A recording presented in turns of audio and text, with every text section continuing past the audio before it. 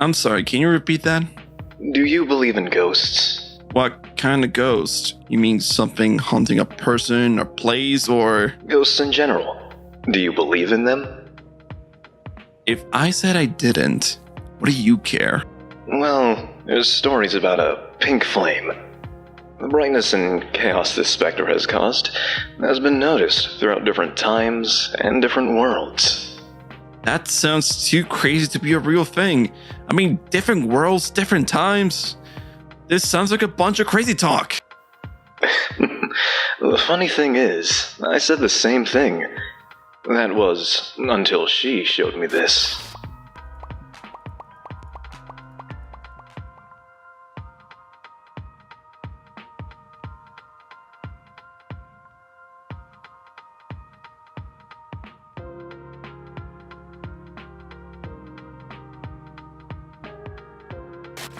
That's impossible. There's no way any of that can be real.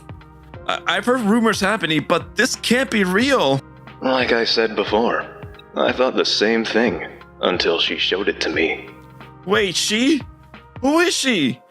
There was nobody else here? Like I asked at the beginning. Ah! Do you believe in ghosts?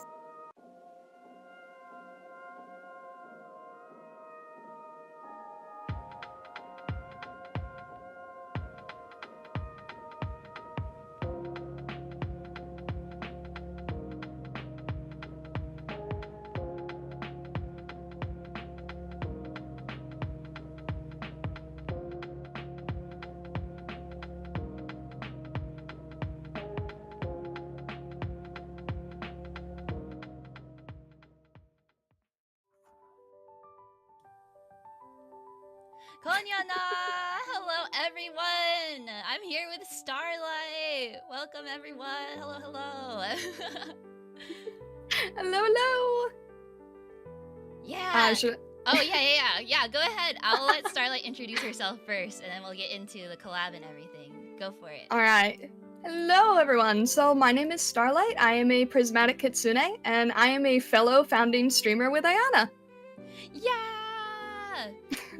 Fellow IRIAM, fellow indie, self-made VTuber gang. Let's go! Yeah. Ayana needs to increase volume by 25%. Wait, me? Wait, my volume or Starlight's volume?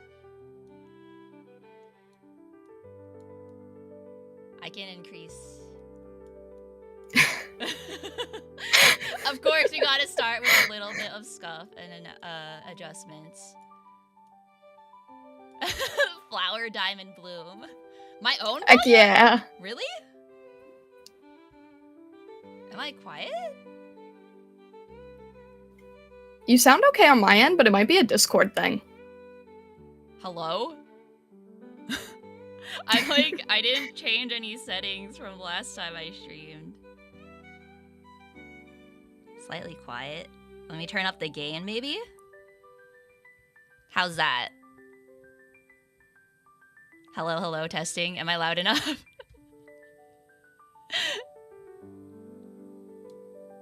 Or I adjust... okay. Much better? Okay, cool. Okay, sorry. It's not a VTuber collab if there's no audio issues. Go up a tad more. Right? Okay. Oh my gosh. Better just mute her. That is so rude. But that's okay. Starlight's cooler than me, so you guys can just listen to her. No, stop! Oh we my cool gosh. now? Everyone good? Oh, we're so tiny. I can make us bigger. I wasn't sure how much of the screen I should block, but I guess we don't need them to see the layers. Big. Ah, you can make us larger. Yeah, there you go. Yeah, no, a streamer collab in general without scuff. Right? Starlight is super cool. I can 100% confirm this. Guys, I've been waiting to collab with Starlight, like, pretty much since we debuted. Like, she's so cool. Like, you're such an inspiration with, like, all your VTuber art assets and everything. And, like, I have a billion things I can pick your brain about, but I'll take it slow. Oh my gosh. You're so sweet. Oh my gosh. No, I'm very, very happy. I'm nervous, but I'm very excited. And it's really awesome to be able to work with a fellow self-made VTuber like you were saying. And also you're super cool too. Aw. So there you go. I love that. Oh my gosh. But yeah, so for this collab, I did this with Lambie for anyone that was around for that collab. But basically the idea is we're going to be drawing each other on the same canvas. We're using Magma Studio. And then while we do that, we're just kind of going to yap. I guess kind of like podcast style, just see where it goes, go on random tangents. Like I do have like topics like in mind if there's like dead air to fill, but other than that, we'll just yap. I'm notoriously good at just yapping. Nice. But yeah. So let's get There we go. started. All right, I'm gonna be on. All right. I have a layer here. I am also really curious because your art style, you go for like a much more like rendered look, which I am really bad at. So I'm like, I feel like I'm gonna learn. I'm really bad from at you. clean, so wait, what side are we? Oh, I'm gonna see what side you're on first. Oh, okay. Lambie's collab, I was on the left. Maybe I can be on the right this time. Okie dokie. I'll Alright, so I'd over be- here. How? It doesn't. We can. There we go. Okay. Yeah, I'm like there you trying go. to still figure it out. I've never used Magma Studio, guys. Oh, also, if you want to look at like the shortcuts, just to check, you can go on the. Oops. Wait, I disconnected. There's like the shortcut thing. Where is it again? Help. I've got eraser, brush, and undo. That's all I need. Application settings. Oh yeah, if you go edit application settings and shortcuts, you can check out like what all the hotkeys are, and you can change them if you want to. That's good to know for like future reference. I'm too nervous to use anything more than the basics today. That's okay. You're a crazy good artist. I feel like you can probably just do it with like round brush tool and make like the Mona Lisa. No. I've tried doing that like round brush challenge. Have you ever tried doing that? Like you have to use the round brush. I've tried doing stuff like that. It's not fun, but it does help you. Yeah. Why? You know what? I shouldn't be using blue. I need to be using pink. Oh no, it's okay. This is just like rough. At least for me, I always do No, rough sketch. no, it and works. Then I'm like, It has to be in your right color. It only makes sense that way. Also, hello people who hopped in from my community to join welcome. Thank Ayana. I you. really appreciate it. Thank you. Good to right. meet you all. I'm like too nervous to start sketching. This is terrible. Oh, it's okay. Don't worry. If anything, like my stuff always looks good when it's a sketch, and then I like try to render it, and I'm like, why does it look like poop now? That's because it's so it's because like what you're working with is so loose and freeing, and then you try to refine it. Yeah. And then you lose that that whimsy. Yeah, that's a good way to put it. The whimsy. Yeah, I was using that for I was talking to a client, and they were trying to describe like a character that they wanted help with, like, developing the lore and telling the story of and everything. And they wanted some character that kind of was like a different version of the like D Gray Man. I've never seen D Gray Man. Oh, but wait, like they were trying the to main character from D Gray Man? I think so. And they were trying to show like the style difference, and I'm like, oh, okay, so you want the version where he's lost his whimsy. Not the whimsy. Oh. That's so cool though. Like how do you run your like business, like your client side business? Because I worked in the animation industry and then started VTubing, but I haven't really figured out how to like That's do super commissions. cool, first of all. Thank Wait, you. I want to hear about that. I want to hear about that. Well, I'm unemployed. I want to hear what you were doing. If that's But yeah, I just like I haven't really set up like commissions or anything, or like you were saying, like having clients and stuff. I'm always just like, I'm just dumb streamer. I don't know how to like run a business, so I kind of want to pick your brain about that. Yeah, absolutely. I've been doing this for too long, but I still have a long ways to go. I'm trying to figure out where I'm taking this sketch. Yeah, me too. I also am looking. I'm like alt tabbing between the window with your reference and stuff. I love how colorful your design is and everything with like the rainbows Thank and stuff. My you. niece was a huge fan. She loves rainbows, so she's like, she has rainbow ears. I love. That's like probably my favorite part of this appearance is how much I was able to push the rainbow, because I used to have a look where I'd be like, yeah, and I have rainbow ears, and people are like, oh really? I couldn't tell. Aw. You couldn't tell? What do you mean you couldn't tell? What's like your main kind of like aesthetic inspiration? Like where do you get your style inspo from? Like art style or Yeah. design style? Oh, is that like art style? Is there like a difference between your like art style and then design? I mean, I would say like designs, like aesthetic color palette, and then like art style is like rendering. Oh, okay. I guess. I guess both Hang on. then. Okay, I do have a lasso. Thank goodness. yes. Oh, that works. Actually, I don't want to get in the way, so that's fine. Yeah, and that way alright. you can draw as big as you want. Also, like we don't always have to do this 3/4 pose. It's just like the easiest.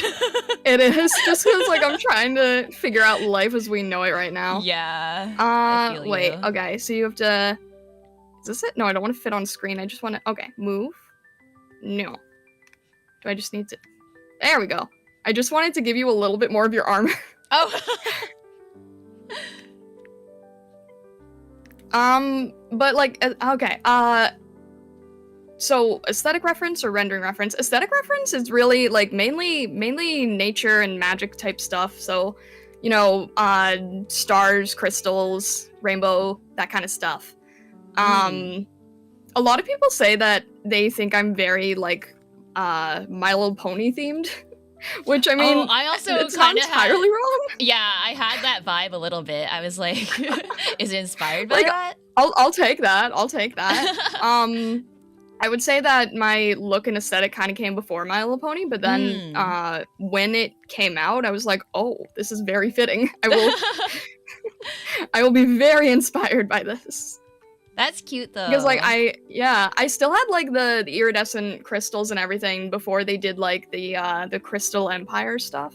Oh. So it was like I've always just really been into crystals, magic, light magic type stuff.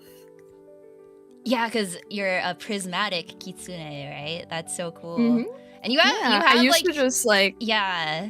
Oh, go ahead. I used to refer to myself as just like a celestial fox, and I realized that like every VTuber kitsune refers to themselves as a celestial fox. Yeah. I'm like, okay, I need some sort of different like different distinction. way of yeah, exactly. So then I worked with prismatic because this is sort of the main theme that I want to go with, I suppose. Does that Main because I was about to say like you also have like a very more extensive lore than I do. Like my lore is just I got murdered. I mean that's a pretty intense lore, I have to say. I haven't updated my community on the lore, the murder mystery in like 3 years. I know, I'm, but like, you have the okay, but you have the figure it coolest out. starting soon screen. Like, did you guys see the starting soon screen? Was anyone in my community here early enough to see the starting soon screen? Because it is a very cool starting soon Oh, screen. thank you. I made it together with my community. We did like a 48-hour like short film making stream. That's It was really fun. cool. Yeah, I kind I of want to do love it that again so this much. year. Oh my gosh. Yeah. That would be really cool. I actually have not been very open about my lore, in fact. Your community probably knows more about yours than mine does about mine. Oh, really? Yeah. The lore that I have out is basically just like Prismatic Fox tries to use magic and is told magic is bad and evil, and Oh. runs away and tries to teach magic to others, and then is in a world that doesn't have magic. And that's sort of like as far as we've gotten on the surface. I remember seeing, was it your Twitch debut? I remember you had like kind of like animatic like slides or something about like how Yeah, you that was joined actually IRIAM that was and stuff. super rough. But yeah, man, my debuts were so messy. Like No, honestly, that was they so were cool. You put so much effort into animatics. Take like forever. into those. No, those were so. No, those were very not great in comparison to what I've done in the past, and then compared to where I was trying to go. But for like that was telling that was lore, scuffed and you need animatic. like so many drawings. That's why that was animation is such a pain. that was my failed animatic of I didn't have time to do like the real. I would love to at some point do something like Merryweather level, you know, like obviously that would be super hard because, you know, just one fox here. Yeah. But yeah, like finished. I would really colored pieces and stuff. Yeah, I would really love to have something finished and colored because I've done animatic lore before, but they've never been colored. They always end up being rushed, and I'm like, I want to have one story at some point that isn't rushed. Yeah. So that's a future goal, I want to say. I feel that so much. But yeah, I was super impressed when I saw yours. I'm like, oh my gosh, I love this, and it's voiced too. You've got someone voicing it too, which is so cool. Oh yeah. Someone from my community, and then I voiced at the end too. I'm like, I'm not a voice actress. Yeah. No, but it's super fun. I love it. Thank you. But yeah, so if My Little Pony wasn't like your original inspiration, like what artists like do inspire? Do you have anyone like that you always look at their art for inspo or anything like that? So it's funny, right? Because I was not originally an anime artist. Most of my focus was in the furry fandom, actually. So a lot of my artistic inspiration has really changed over the years, like really quickly. When I got into the VTubing community, I very quickly changed like who I was inspired by, what I was looking at. Because I had done anime before, but it was one of those things where, you know, art school tells you not to be drawing anime. Yeah, so no kidding. I was like, dude, my one college professor, like he did like a whole lecture about like don't do anime style, like yeah, and it's so sad because like nowadays it's all companies want. I know, literally. It's like, oh my gosh, why did we listen? I didn't listen. I was like, I'm doing what I want. That's good though. I listen too much. That's the problem. I listened way too much, and then like I was like, okay, so I can't do anime, but I can use my furry art skills to draw animals, right? So I had a huge animal focus. So a lot of what I did was like kind of viz dev type work. I was really inspired by like Zootopia. I was really inspired by sort of the Pixar style high rendered stuff. I really wanted to do Zootopia character designs are like insane. Yeah, They're really good. I really loved who was the Nico Marley. Oh, never mind. Well, no, that I'm just trying to think, like I don't think he did a Zootopia. I think he was on How to Train Your Dragon. Oh, right, okay. No, I'm sorry, that's my fault. I'm jumping around. Oh, it's okay. How to Train Your Dragon is like peak character design too, honestly. Right, yeah. No, I think Nico Marley did the main work for that. Yeah. And that because sorry, you said shape language, that's where my head went. Because it's like that is just top tier shape language, honestly. Yeah, especially for like the dragon designs, like all the they're so distinct. And like it's crazy because the concept art is even more intense than like what actually made it to film. Yeah, it makes me wish they had like stuck to right. Yeah, more of like they're kind of doing it now with the whole like painterly, like Spider-Verse-y. Yeah, like Spider-Verse is super close to the the concept art. Although I was going to get the art book, and I was slightly disappointed because I felt like the movie was more vibrant than the art book Wait, for which one?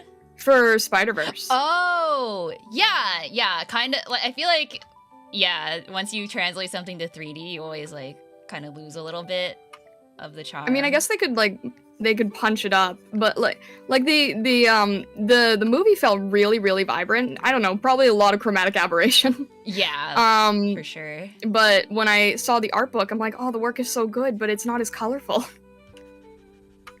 Oh, so you're saying the movie was more colorful than the art book? It felt that way, yeah, for some Oh, reason. really? Which That's you would interesting. think it would be the opposite, right? Yeah. You would think it would be the opposite, but it didn't. Yeah, it was kind of strange. Why is my brush not working?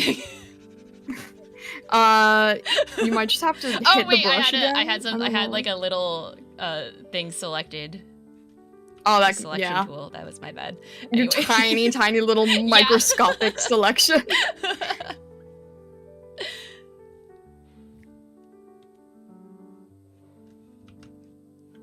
But yeah, you were saying that you did animation stuff for a bit. I'm curious if you're able to say anything. Yeah, I talk about it like kind of. I don't like say what projects I was on. Yeah, no, or I anything NDA like and all that. Yeah. But like, But yeah, I have done some like TV stuff, like that was on Ooh, for shows that were on Netflix a little bit as like an animation revisionist. that's really cool. And, yeah, I've done some like PA, like production assistant stuff Mhm. for like web series. But then, yeah, the animation industry Yeah. kind of caught on fire, and then Yeah. here I am. It's the whole. I see this happen all too often. The animation degree to VTuber pipeline. That's what I call it. Oh no. Like, what else do we do? Oh my We just gosh. become I can 2D. understand that though. Yeah. I really like when I talk about like, oh, I wanted to do viz dev, like I was debating on at some point moving over there and getting into that, and I'm like, oh, okay, I guess I'll just do freelance illustration. Yeah. It didn't pan out, but I'm also like, okay, I guess this is sort of what works for my situation. Right. Thank you, Asalai, for the 5 gifted. Thank you. Also, thank you, Natasha. Welcome to Spectator Light. But yeah, like I feel like there are so many like veterans of the animation industry right now that can't even find work. Like Yeah. it's rough. No, out it's there. it's scary. Like if I'm on Twitter and I'll see people I'm like really inspired by, and they're like, "Okay, I'm looking for work." Yeah, I'm like, "Wait, I'm like, you? Yeah, You? you're looking for work. Like, what am I gonna do? Like, Yeah. I've like told my chat, I'm like, I'm just gonna go work at Trader Joe's while I like VTube, because I like don't I don't have anything else going on right now. Yeah. Oh man, it's scary. Yeah. But yeah. But you were saying that you wanted to like get into commission stuff. Yeah. If you ever want me to like give tips or anything on that, I will do what I can. Oh my god, yes. Yeah, that would be very helpful actually, because I've always I don't know, especially with commissions, it's hard to like come up with your own prices, especially if you're like starting It is, off yeah. and everything, and then just like how much can I You commit really- to per month type of thing. Oh yeah, that's a huge thing. Yeah. I've been very lucky that my commissioners have been really understanding of like waitlists and stuff. Like, I think the longest I had someone on waitlist was 6 months, and I was super nervous about that. But again, that was a waitlist, so that was like, you know, before you've taken any payment. Oh, okay. And that made me feel super uncomfortable because that like we're sort of in a time right now where everyone is kind of openly talking about how long they've been waiting for I've different noticed artists that. and stuff. I've noticed that too. And like that's Yeah. understandable, but also like, Yeah. scary if you're So the I'm artist. just like, oh my god, I don't want to be this person. I don't want to get called out on Don't get Twitter.com. canceled, oh god. So I've been like super nervous, but the one thing I can definitely say is like do not take the money up front. Do not take the money up front. Really? Yeah. Oh, okay. I cannot. Do you ever do like just like a person? No, I mean like if they're in your wait list, I mean. If they're in your wait list. Oh, okay. Yeah, cuz what some people will do is they're like, you know, I need the money right now. So I'll get to your work in like a few months, but I need the money for grocery or whatever. And it's like, oh my gosh, please don't do that. Yeah, don't do that. That's really sketchy. Because I was thinking like sometimes canceled. because you also, as the artist, need to protect yourself of them like making you. Oh do the work no, I and do then 50-50. Oh, okay, yeah, good. Okay, yeah, that makes sense. Yeah. Yeah. No. No, I used to not do anything up front, and you learn that. You learn hard way really fast. I was wondering about that too, because I'm like, what if they just like, what if you do everything and then they just like run? Yeah. Like the oh my gosh. equivalent of Dine and Dash, but for like art. When I was a younger fox, I learned that really quick on a sculpture. A sculpture? Yeah. Wait, like like a 3D, like. Mm-hmm. Wait, do you do modeling? I do, yeah. Oh. I don't do like digital work. I don't do Blender. I used to do a lot more in polymer clay. Oh, wait, that's so cool. I love polymer clay. I wish I could get back into it. Oh, that honestly. sounds so fun. Yeah, but yeah, I did I think I did a sculpture of their dog. Oh. So it was like I remember at one point I was like, does anyone happen to have this exact species of dog that I can repaint? That's so cool. Like physical mediums I always feel like are like a little more fun. I really love working with clay. Yeah, I wish I could. I'm still like debating like is there any way that I could stream this someday, but I don't feel comfortable. You like could do like you've never done like hand cam before or anything? I've never done a hand cam stream. No. I'm too scared. Plus, okay, the thing is like you can't do polymer clay with gloves. So that's the big thing. Oh, I do hand cams like, and I don't use gloves. I just like I gave up on the immersion part like real fast when it comes to hand cams. I'm like, yeah, I'm a ghost. Like you can see my hands. That's weird. We'll get over it. My friend Vessa says just buy Play-Doh. Play-Doh is actually like pretty good. I haven't used Play-Doh in I don't know how long. Because yeah. I'm sure that like I've probably had times where I've had to entertain little children's. Yeah. But okay. Actually, I think the last time that I used Play-Doh was for like a speed sculpting contest. Oh, really? Yeah, I'm like having this flashback memory now. I think I used like I want to say what did I have to sculpt? I think they gave us an animal. And they're like, oh, you have to sculpt this animal. I'm like, yes. Whoa. Because I can sculpt animals. Yeah. That's like my main thing. And other people had like never touched any form of clay before. And I think we were split into teams or something. And everyone's like, I'm giving this to you. Oh my god. I bet you crushed it. Yeah. I love sculpture. And it's such a what would you call it? Like obscure skill set. Like a lot of people don't work with it. But I think it's actually really good, even for 2D, because it really helps you gain like a sense of 3D space, I think. Yeah, that's true, because you kind of need to know like how to turn around an object. Mm-hmm, yeah. In 3D space and everything. I mean, I know for like animated stuff, you have to know like, you know, staying on model and everything, so right. It's kind of that same, like, thinking in 3D space and everything, exactly. Yeah, for animated movies, they will like, have, well, I guess for 3D movies they don't have to do it anymore. But I know for like the 2D movies they would make what's it called? Just like little statues of the characters for animators to reference. Maquettes? Yes, maquettes. Yes. Yeah. I knew there was like a specific word for it. Thank you. I used to want to be a maquette artist. Oh, that's so cool. Yeah, it's one of those things though where like they really only need like one person. Yeah. and it's like one guy working on like 20 movies. Oh god. Yeah. And then But there's I used to also want to do that like so bad. stop motion too. Like Mhm. Leica Studios, they like 3D print all their like face like lip Yeah, sync shapes. hundreds and of stuff. face plates. Yeah. Which is crazy. But then you've got like Wallace and Gromit or something where it's like crazy done. Mhm.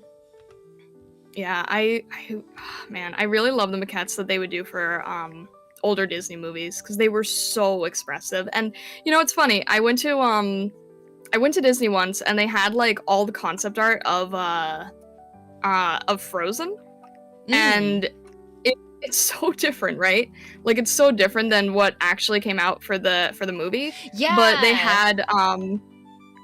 had a maquette of Sven, the reindeer. Oh. And right. it's so well done because the shape language just like it is exactly like how the character looks in the movie, but it's like all in like a big heavy oil clay. Oh, interesting.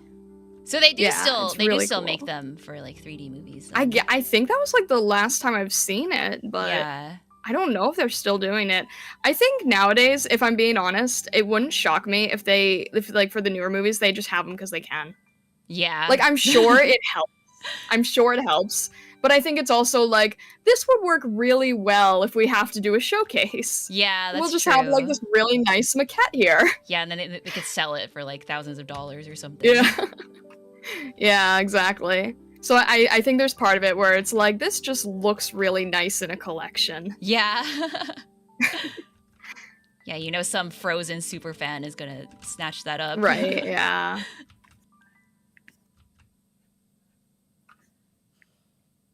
Alright, I need to get your hair fire here. Is it ears or is it Yeah. So, yeah, actually on YouTube you can see that they're moving. On IRIAM, the firelight, the like flame animation loop doesn't work, so they just kind of look like cream puff, little cream puff Oh no. buns or something. But yeah, they're supposed to kind of look like mouse ears. Okay. I was wondering because like you have your friend here, and I was like, Yeah. are they also okay? Oh my god, I'm sorry, what you're is- so good at drawing. Oh, her name's Tofu. Tofu the mouse. Tofu. Yeah. Oh my gosh, I love it so much. Yeah. That's so precious. That is so precious. Oh my gosh. All right, I have to do the bit here on your top. Also, I apologize for my hair being very difficult to draw. No, The it's totally shapes. no, it's not. It's not at all. Or Okay. maybe I'm biased. Honestly. We have very similar hairstyles. Oh, you know what? You're right. Yeah, actually, yeah, we both have like the like M bangs, like exposed forehead Yeah. thing. We both have the M bangs. We both have an ahoge in the exact same location. Oh my god, you're right. Wait, I just noticed that. I've been drawing you for like the past half an hour and I just realized we're the same person. Oh my god. Oh my gosh. I mean, we're both spiritual in some sense, right? Yeah. But That yeah, is great. I Tofu love that. is a yokai. She's based off of like the Kodama Nezumi in Japanese lore, which is this like mountain spirit. They're like round little mouse guys that like live on the mountains, and if you like make them angry, they can explode into balls of fire, hence the fire. So That is incredible. Oh my Yeah. gosh. that's like the one lore that I have. No, I one love it drop so of much. lore. Oh my gosh. Exploding mice. Yes. Perfect.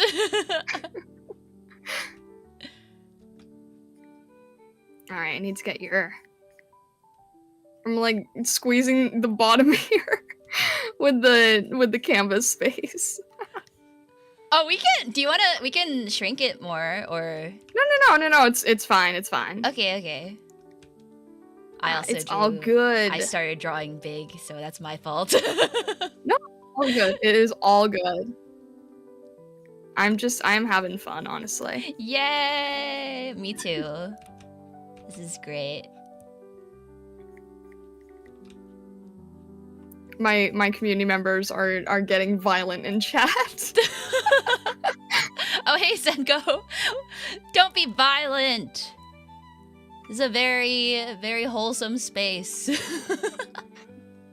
It's funny because on IRIAM they get extremely violent, and I'm always like, why do you guys get so violent? This is supposed to be a wholesome, chill stream. Yeah.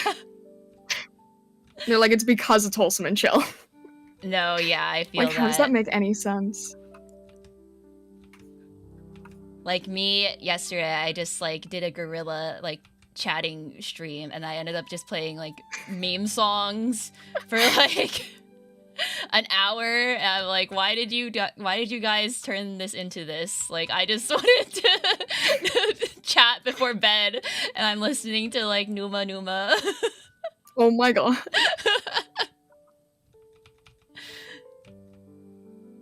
That's incredible, honestly. IRIAM community can go crazy sometimes. Absolute insanity, yes.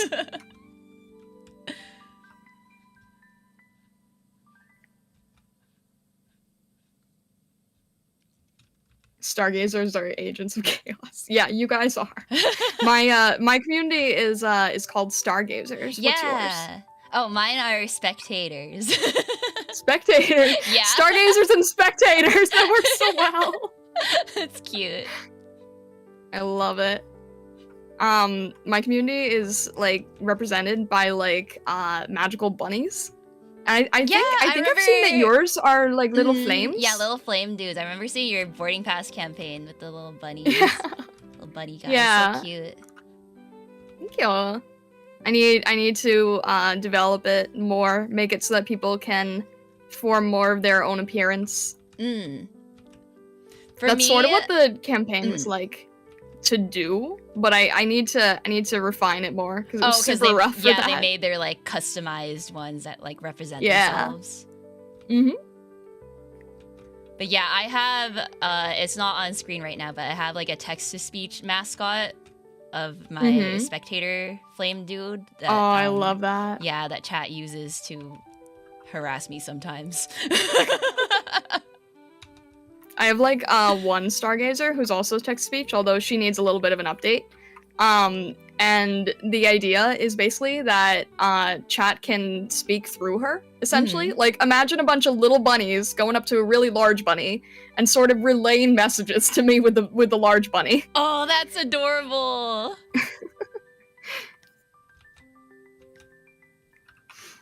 She's the vessel through which they speak. Yeah, she is basically. She's the medium. She's essentially their medium.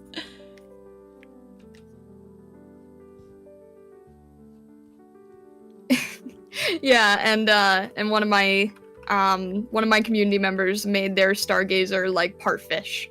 Oh, interesting. But it's still like it's like part fish, part bunny type of thing. Yeah, it's like just a really aquatic bunny, you know? Like a bunny with like a mermaid tail. Kinda, yeah. That's so cute. Yeah.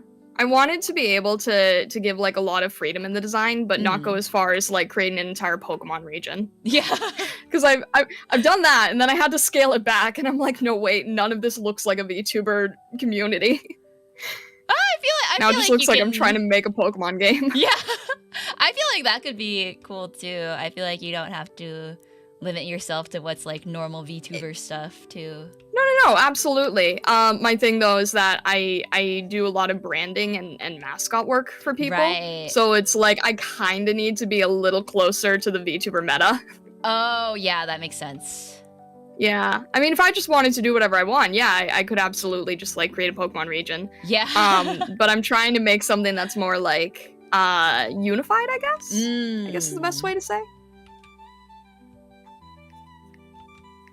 You're so professional. I feel like you think about these kinds of things more than I do. I'm kind of just like, I will just stream. No, I'm just obsessed. That's really it. I'm just obsessed.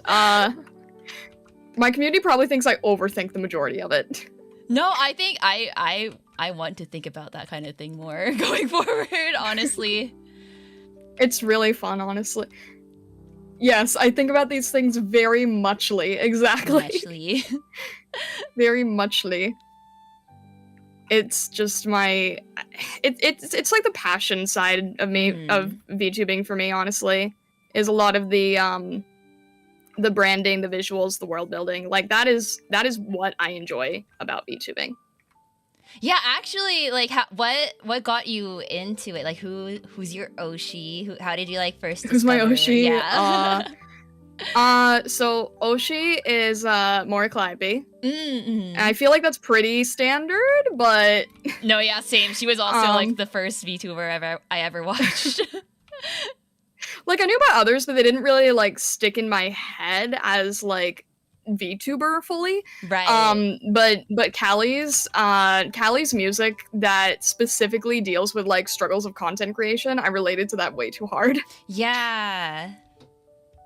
Yeah, and she, like, talking about branding, like, she was the first, like, VTuber I saw that had such a, like, unique, distinct, like, personality, like, rapper, Reaper, Yeah. Death God, like, what? That's insane.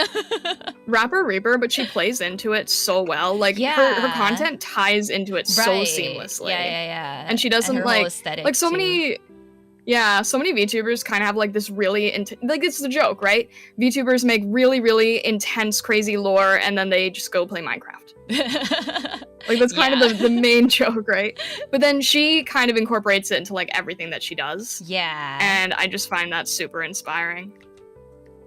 Yeah, me too. Like that was honestly what I set out to do at first too, but then I realized how hard that is to do as like a one-person team.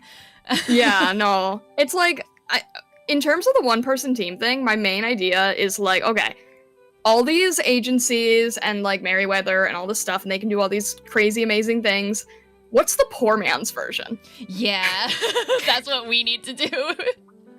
That's sort of what I like to think about, right? Like, okay, there's all these crazy ways you can do things. Now, what's like the poor man indie version of that? Right. Okay, do that. That's kind of how I like to approach this stuff. So it's like, yeah, it's a lot more slow going, but I feel like you can still be building it up over time. Yeah, and then eventually it'll turn into something. Eventually, yeah. All right. I need to switch brushes. Oh wait, I forgot your necklace. I need to add your little necklace. Oh, I forget it all the time too. It's okay. I'm just gonna get like the quick idea, and then I'm gonna switch to something a little bit more painterly, because I feel like that'll be better for me going forward. Is there? Okay, there is. I need to go a layer below. Yeah. Can I do that? Wait, how do I don't want to mess anything up. You can, well, you can make a new layer first, and then you can. I'm pretty sure you can move them. Yeah, I can move mine. I'm just looking for. Okay, hang on. You can do Shift N, or you can click the little plus layer. I'm trying to make thing. sure that this is the right one. I think.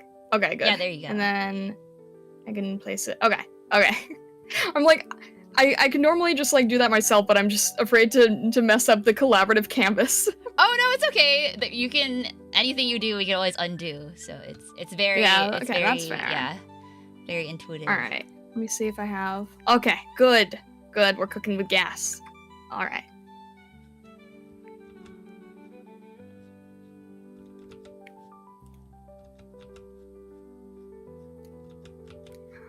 Let's see here. Oh, I don't have. Do you have this same kind of problem where like your monitor absolutely shows you the wrong colors?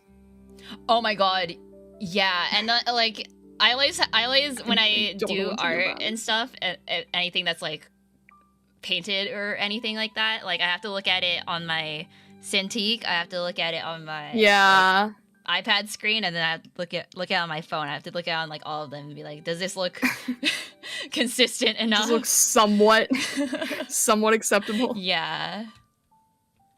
I just feel like it's not. I'm on. I still can never get a skin tone right. Because it's so close to the corner of the color wheel. Yeah. Is gonna be probably a little bit more on the stylized end. I'm going like as far as I can to the end. It's like it should be practically at the corner, but it's not. It's not working. That's okay. I know, I'm very I'm very pale. And then I also wear white. No, I mean, like, so it's just like white as a ghost, white as a sheet. There you go, yeah. That's okay. I'll work with shading. This will be like more in the dark. I can't tell if it's my canvas or if it's just like the Cintiq screen. But that's okay. I usually end up color picking most of this stuff. Yeah, I also. So I'm just like, all right. Yeah, for my even when I draw myself, I color pick from my own model. Yeah. I'm like, I don't remember. Yep. Same. Oh my gosh. I always have to do that for my hair color because it's such a weird, like, in between blue purple. It's like it's so pretty, light though. cyan periwinkle. Yeah, It's really- periwinkle. Yeah. Yeah, but it's like it's the worst thing for printers. Oh, really? Yeah, I'll end up being like fully gray. Oh no. All right, I think that works. And then I'll just make sure that I have like some good shading color here. There we go. I'll work with that. Tell the story about trying to find my skin color and how it's actually... Yeah, okay. So I was trying to help one of my community members, Vessa here in chat. I was trying to help them figure out their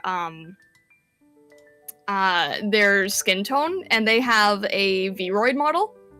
So I was like color picking every section I could, and it was going to be all the color. And then I was like trying to grab a bunch of their fan art, and I was like, how do we approximate this? And because they're an android, right? So they have like the really, really pale skin color, but then it's like slightly more fantasy based too. So we were trying to figure it out for the longest time, and I was color picking from like 20 different pieces of fan art, 10 different angles from the Vroid model, and then eventually we just settled on like a light purple that somehow ends up looking like a basic skin tone. I don't know how. Like it just ends up looking like basic white skin tone, but if you color pick it, it's like it's purple. Is it if you color pick it, it's purple. Was it like with like a background? Did like the background color kind of like No, it wasn't the contrast background. I think it was just the Vroid. I'm not really sure. It was like it's like, because you know how like our skin tones are gonna lean more towards like a peach or a red or something, and then Vessa's leans to like purple somehow. That's so interesting. It was like, okay, this is breaking my brain on color theory. Yeah, color theory is whack. I want to get better at it. I feel like I'm still doing things that are like very basic color theory. I want to learn like that color pop technique, where it's like not color pop. I don't know what you call it, but like, you know, have you seen those paintings where like someone will be drawing an apple and then the shadow is like neon cyan and somehow it still works? Oh yeah, I know what you're talking about. Yeah, I want to be able to I want to be able to do stuff like that, at least to some extent. Always, I'm like, how does your brain work to figure that out? Right. Like, I did see one really, really great tip though that kind of like changed my perspective on it. No, we don't talk about that dress. And somebody was saying that it works because you're picking it in the same value. Like what you would normally have for like the dark red of the apple, you would have that as like dark but in cyan. And as long as the grayscale value is the same, then it should work. Okay, interesting. I'm like, okay, that's dark magic. I should try that sometime. I really want to get better at it. I'm working on my 3.0 model actually, which is basically like For IRIAM purposes, I'm kind of just like redesigning this current version, like the same outfit and everything, but like pushing the colors more and also just focusing more on like the top half to make it more interesting because it's, you know, we're stuck in that like vertical frame all the time. And like my model, I didn't like make any adjustments before IRIAM, so I always felt like I didn't make it with, you know, this format in mind. Oh, okay, I see what you're saying. Yeah. I think I made it normally and then I like cut it down for IRIAM. So I think like I just sent my model to them to do the adjustments. So I was like, I'm gonna make a new one. I was too lazy. That's fair, honestly. Yeah. But that's, oh my gosh, 3.0, that's super cool. Yeah, I've been working on it for. I started it before IRIAM, and then I was like, maybe I'll debut it on IRIAM, and then staff was like, that might be a bit risky because you'll have to like rush and then like. Oh, I did rush. Oh yeah, you did. Remember, I was like one of the last people to submit mine. Yeah, so that's why I was like, no, I'm doing this all myself. You have to understand.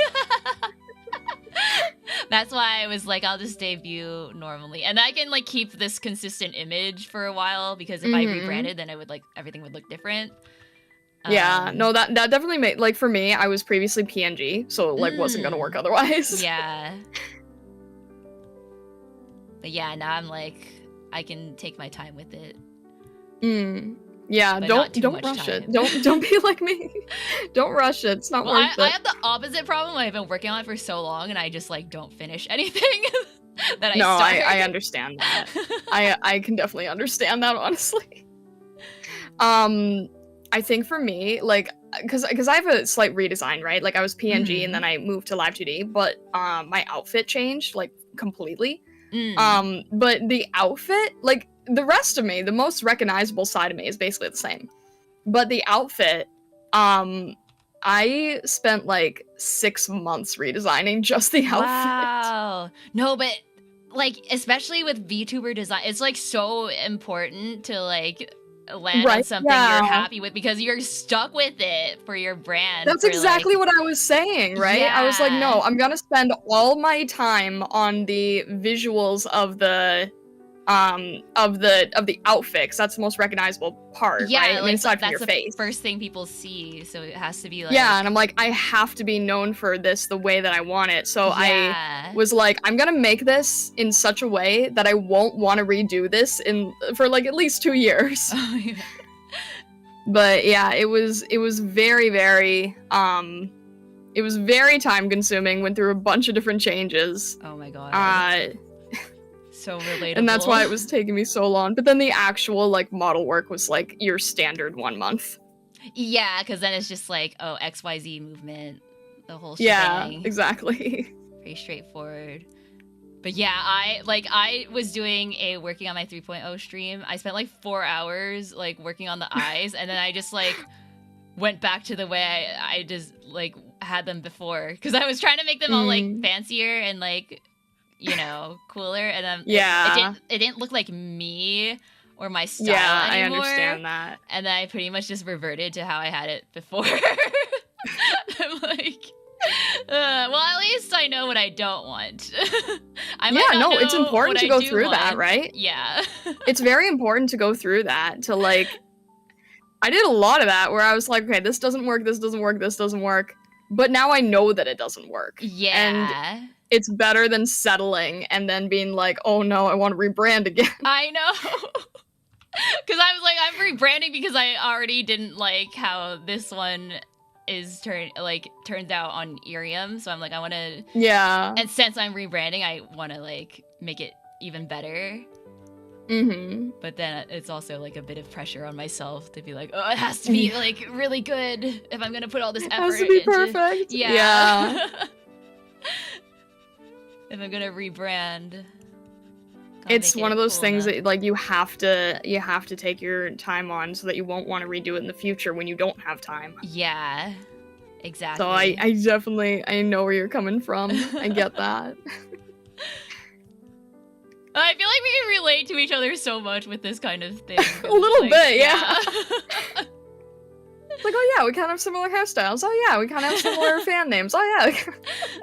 VTuber things. Yeah. But then we also have like very, very distinct parts too, which is cool. Yes.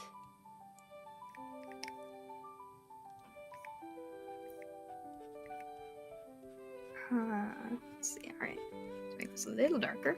Oh yeah, I always like asking this too, but like, how did you find IRIAM? Like, what made you want to apply to IRIAM specifically? Oh, that that's kind of funny actually, because I didn't actually intend to apply like Really? as a streamer, as a founding Uh-huh. streamer.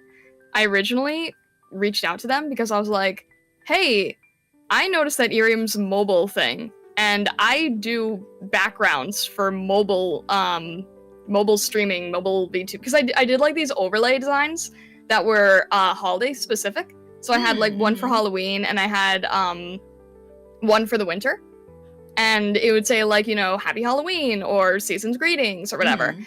And I was like, oh, I can do background overlays for vertical streamers, because it like wasn't really a thing that people were doing too much, and I'm like, oh, I'm gonna get in on this early. And then I saw IRIAM, and I was like, hey, I could be you know, doing backgrounds for your work. And they're like, oh, okay, cool. Have you thought about being a streamer on the platform? And I'm like, what? Wait, And they're like, yeah, you can that's consider so it. cool. Wait, but are they still like gonna work with you on like the asset stuff? Because that would be I sick. don't know. I don't know. I'm like, hey, you know, if you ever want, I would love Yeah, to still 'cause I do feel that. like- yeah. I don't know. I think they get like super well-known people, from what I can tell. It seems they get people who are like really, really, really high end. From what we saw with like the Christmas backgrounds, I'm like, oh, these are intense. Okay. I don't. Did they, Maybe I did they have a say, bit like, more to who the learn. artists are for that? Because I don't think didn't they see- did, but okay. they were like really, really high Detailed, end. Yeah. Yeah. I'm like, oh, okay, this is like professional visual novel style. Okay, all right.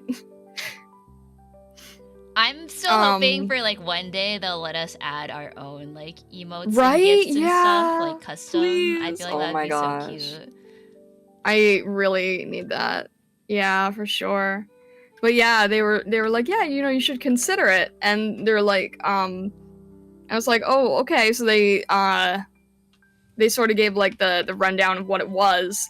And at the time I had recently like I took a really long hiatus. Mhm. Like mainly for the rebrand, right? But I also had gone like on carpal tunnel at one point from drawing too much. Oh, And it kind of gave no. me this feeling of like, I need to be more than just an artist. I need to Oh, do in more than case- just art. No, I in get that case, too. In yeah. case your hands ever fall apart, it's like, what am I gonna Yeah. do with my life? At So least there's, my like, one mouth can month work. where I I can just- just yap on the internet. Exactly. And I had never done like just chatting stuff. So I was like thinking about it. I'm like, oh man, you know what? I feel like I need to add that to my repertoire. Uh-huh. So then I just I applied normally, and I thankfully got in with you guys, so I'm very happy about that. But it's been a huge learning curve of like learning how to yap, because I very much did not go in with this skill of knowing how to talk. I don't know if you've normally done that like before IRIAM, but for me it was very, very new and exploratory. And then I had a super failed debut, so it's been a big learning curve. No, I liked your debut. It was terrible. No, it was absolutely terrible. I think, like, is it because of the audio stuff? Because I feel like Yeah, everyone had I to deal was- with that. No, I think I that's was not your I was fault. told that it was bad. Aw. But that's okay, because now we got it all fixed, and I haven't had that Yeah. issue since. But it was like, oh, you know, that's an introduction. No, but I But think yeah. I think, like, from what I've seen, I feel like you're really good at yapping. I feel like, yeah, if you didn't tell me that, I would have just assumed that, like, just chatting is your normal category, honestly. Oh, dang. No, I'm like super nervous, super like don't know what I'm doing half the time.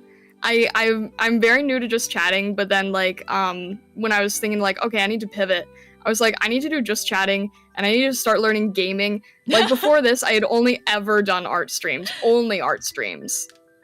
So no, that was I'm me just 3 like, I years need ago, to... like starting VTubing. I like barely Yeah. had played any video games whatsoever. So I just like go off of what chat wanted me to play for like a long time. But now I feel like that would create interesting results. yeah, now I've learned enough games that I'm like, I know I like this, I know I don't like this. So Nice. no more I started off democracy. with I started off with Infinity Nikki, and then I was like, oh, maybe I shouldn't start with playing a live service game that doesn't end. Oh. Yeah, you'll never escape. So then we switched to Hamtaro. I don't know if you know the... Oh, I've never played it, but I saw like your thumbnail for it and everything. I'm like, Hamtaro game, that's so cute. I want to play it. It's the cutest thing out. It's so if you ever get a chance to play it, I recommend it so much. Is it was on PC or like were you playing it was a Game Boy thing. Oh. So it was like an old Game Boy Advance game. And like the dialogue is really crazy good for the age that it leans to. Really? But it's Hamtaro it's so dialogue. funny. Like Ham Ham Heartbreak is the one that we were playing, which is like the best. There's 3, I think. And we were playing the one that is probably the most well known. Yeah, it's shockingly good, exactly. Oh my god. I agree. I need to play this. I love No, it's so Hamtaro. amazing. It's so wacky. Like, it's definitely written with a younger audience, Mhm. right? Yeah. But they're also not afraid to do a lot of crazy things that you wouldn't expect. Because the whole thing deals with relationships, right? Like, the premise of the game is that you're trying to get hamster couples back together. What? That's sort of like the main idea. Oh yeah. my god. So it's called Heartbreak because you're trying to bring the hamster couples. Oh my god, wait, the perfect Valentine's Day game. Oh my gosh, yes! Oh, now I wish I had saved it for Valentine's. No, it would be so good for Valentine's. You're so right. I should have saved it for Valentine's. That would have been perfect. Replay Maybe it. maybe Is we'll it like finish- a short finish it story by game? Valentine's. I would say it's like 9-ish hours, maybe. Oh, I think that okay. was what it said. Yeah, so it's not terribly long, but the puzzle. Okay, so it's a puzzle game. Mhm. It's a puzzle game, and it was actually developed by Shigeru Miyamoto. It was produced by Shigeru Miyamoto. Wait, remind me who that is again. Mario and Zelda. Oh, okay. I thought so, but I was like, I'm so bad at Yeah. names. No, it's fine. I am too. Don't worry. But yeah, it was literally produced by the guy who worked on Mario and Zelda. So it's way higher quality than it should be. Hamtaro, but Zelda. That's It such a actually, good pitch. yeah, that really it is. It's Hamtaro but Zelda, and there's like there's little references to really subtle, but there are references, and then so the main thing is like you have to get the hamsters back together, right? And you have to do it through knowing words. What? Like, I don't want to spoil it too much for you. Okay. But like you have to know specific words to get the hamsters to do different things. Like, Interesting. you have something called ham chat, which is like the language of the hamsters. Okay. And you have to say the certain Ham words chat. that correspond with what they want you to think or say. It's like I don't know how to describe it. It's like That it's sounds really adorable, unique. though. It's really cute and it's really unique, and all the ham chats have like little unique animations. So like if there's there's like I'm trying to think of a good example. There's like some ham chat where the character will start like doing a hula dance or something. And it's like, or there's one where it's like you have to say that like the hamster's relationship is solid, and then to represent that, there'll be like a little pixel animation of them like temporarily having like a rock texture. Oh my god. The relationship is solid like a rock. Oh, that's adorable. It's really, really precious. It's so much better than it has any right to be. Oh my god. Wait, So have I you very played, highly recommend there's it. this like Switch game I played before on stream that's like what's it called again? Chat, you know what I'm talking about. That hamster game for Switch. What There's is another it? hamster game. Yes, there's another hamster game. You have to play this. It sounds like I do. What Has is a it? Switch? Yeah, I can't remember the title of it. Switch game. Switch game hamster. Tales of Jungarian Hamster. That's it. What is it? Tales of Jungarian Hamster.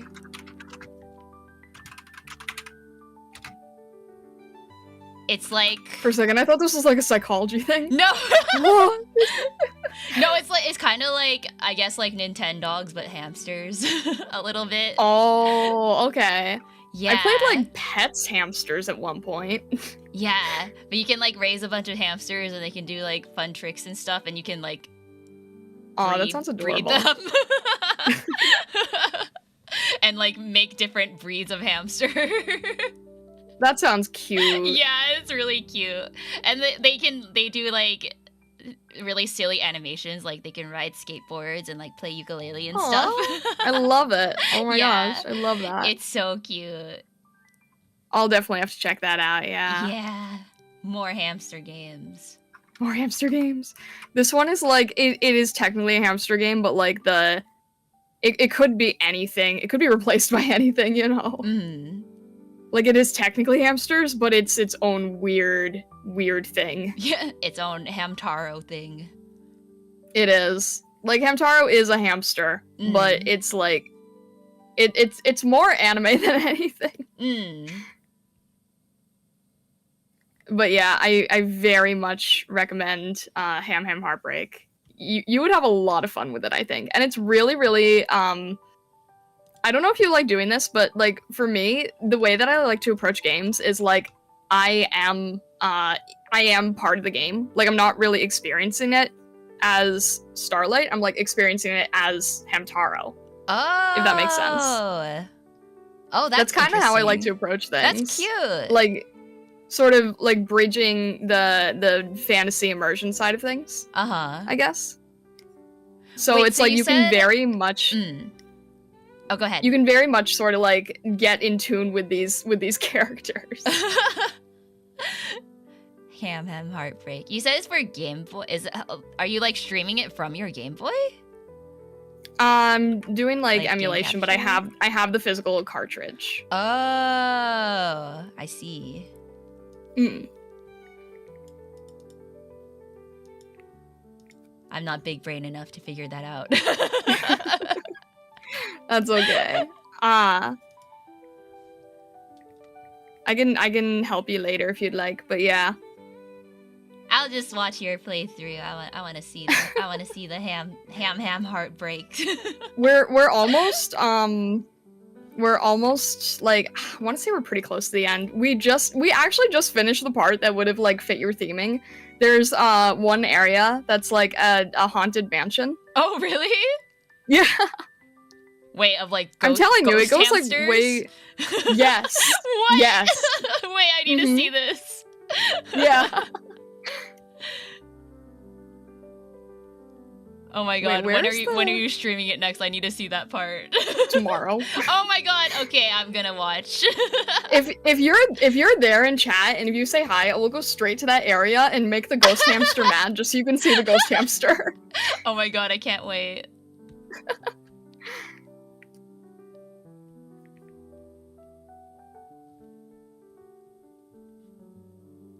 Nintendo. No, we're safe. We're safe from Nintendo here. No, I Chat. own the game. Like I have it. Yeah. Also, hi, Freddy. Hi, Type. Hi, ET from earlier. Sorry, we're just kind of yapping, so I'm not paying super attention to chat. I apologize, but... It's hard to like figure out how to balance collab stuff. Yeah. I forgot. I normally put a pin where I'm like, I'm gonna ignore you today. But I forgot to do it today. No, it's okay. Like I said, like I'm not like paying enough attention to chat as I normally do, but I will like usually call out chat. Yeah. No, my community knows. You guys know I will ignore you if I'm in a collab. I haven't done enough collabs. I don't know the collab etiquette of ignoring chat. That's okay. I feel like it's like, you know, obviously you want to prioritize the person that you're like actually talking to. So Yeah, that's fair. yeah. She ignores us all the time, actually. Yeah, they're used to it. Oh my gosh. I was like, I'm trying to like Hamtaro's like it's not like real time because it's a Game Boy game, right? So it's like it's not really that intense.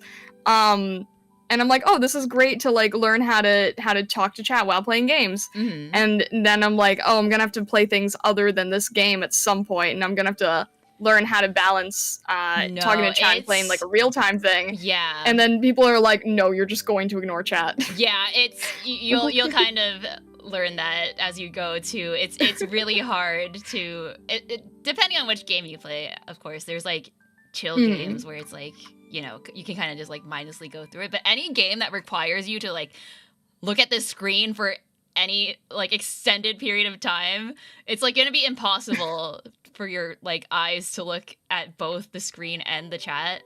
So yeah, I guess so. Because I'm like, oh no, I'll just not play any intense games. They're like, no, play the intense game. Just ignore chat. Yeah, sometimes they just want to see you play it. Like they don't mind, and then you can like go back and scroll through and read stuff sometimes too. Yeah, that's true. Or the way I kind of split it up now is like I use IRIAM for my yapping, and then I'm like, okay, on YouTube, I'm gonna be gaming. If you want to yap at me, like come to IRIAM later. Where it's like that's kind of what I started doing as well, because like I like to give art advice if I'm doing like art stuff or like content advice or whatever, and then sometimes it'll get really really in depth, and nowadays I'm just like save it for IRIAM. Yeah, because like sometimes someone might ask a question or like put some comment that's not related to the game while you're gaming. It's like, I would love to address this, but I'm also like actively getting killed by a boss. So like, let's talk about this later on IRIAM, okay? IRIAM's sort of a great way to be like, save all your questions. I'll be on tomorrow. Exactly. Yeah.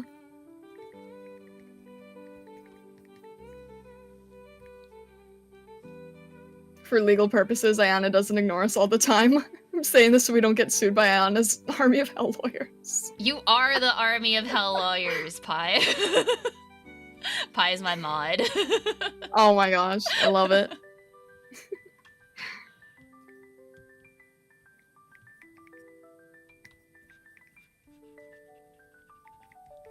I love these fire effects. Oh, thank you. Here. But yeah, I'm definitely for my 3.0. I'm trying to like color it more like kind of like how you were saying with like the pops of color type of thing, like color theory stuff. Oh yeah. Because like right now it's very like one note, like it's either pink or it's white, yellow, white. Like there's not a lot of variation. So yeah, I'm gonna work on that for this next one. I think it's a really, really solid design still, though. Like, your design is so merch friendly. Oh, really? Yeah. Like, I think how so? Like, just... Like, it's simple in a way that's, like, very, very recognizable. Like, if I think of you, I can think of, like, pretty much your entire design. Oh, wait, that makes me so happy. Yeah, no, I absolutely like worried if I'm not like making it distinct enough. No, your design is super super distinct. Oh, thank like you. Your silhouette is very distinct. Your color palette is very distinct. The way that you have like these flames on your outfit, kind of creating that different shape language. Like a lot of it is actually very very distinct and well done. Oh, thank you. I guess I've always just been like, oh, I'm just another pink-haired anime girl. No, you're so different. Oh my gosh, no. You're absolutely not. Like, you're very, very distinct, I think. Like, I can't help it. Pink is my favorite color. I have no choice but to make it my hair. Like, No, I would say that you're an example of like, you know, pink hair anime girl, but it works. Like it's very, very standout. Like I don't think of any other VTuber design if I see you. aw, thank you. That's so cool.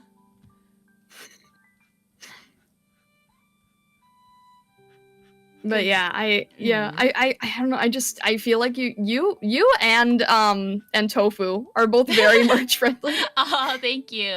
I do wanna, like, I've only ever done stickers. I've like said this before on the server and everything, but like I've like snail mailed stickers to people, and then like Valentine's Day I'm working on. I have some like little checky like postcard style thingies I'm gonna send out, but I've never done like physical like merch, like a keychain or acrylic stand or anything like that. Yeah, it's intense to do those things. Yeah. I haven't either. I've only done stuff that I can produce. Mm-hmm. And I haven't done anything of myself. I've only done like, you know, generic Etsy stuff. Mm. And that was a while ago. I'm not even doing that now. Yeah, one of my things last year was I wanted to open an Etsy. I made an account and I haven't sold anything on there. It's really, really hard to get going, I will say. Like what I'm selling on Etsy now is not what I started selling. Wait, what do you sell now? I'm selling VTuber assets actually. Oh, like digital asset type things. Yeah, like digital PNG type stuff. And my gimmick, I guess is the best way to say it. My gimmick is that they're all holiday based. So it's like seasonal. Yeah, you got that sort of seasonal audience, but then during out of season I have like nothing, so I need to find more stuff that's out of season that I can sell year round. Oh. So I don't really recommend it. Because you'll do well during that season, but then anytime out of season, it's dead. Do they? Because I know, like, to list stuff on Etsy, it, like, costs, like, a certain amount. Like, even for digital products, you have to pay? Yeah, everything. You're paying for the listing itself. Oh, I see. Yeah. So it's not, like, based on what the item is. It's based on, like, you're paying to host it on Etsy. And it's, like, I want to say it's 20 cents and some percentage. And then if you have physical merch, which I really don't agree with, they actually take a percentage based on the shipping, which I don't really think is okay. Yeah. I'm like, how are you able to get away with this? Yeah. But yeah, I digress. It's not like super terrible, but it adds up. And every time like your listings expire, and then you have to pay. Oh, really? To have Wait, them how relisted. How long can you list it for? I want to say it's like I want to say it's maybe 3 months, 6 months, something like that. Oh, that's like not that long. Yeah, so it's like, and then every time you sell an item, you have to buy the listing again. So it's like 20 cents every time you sell it.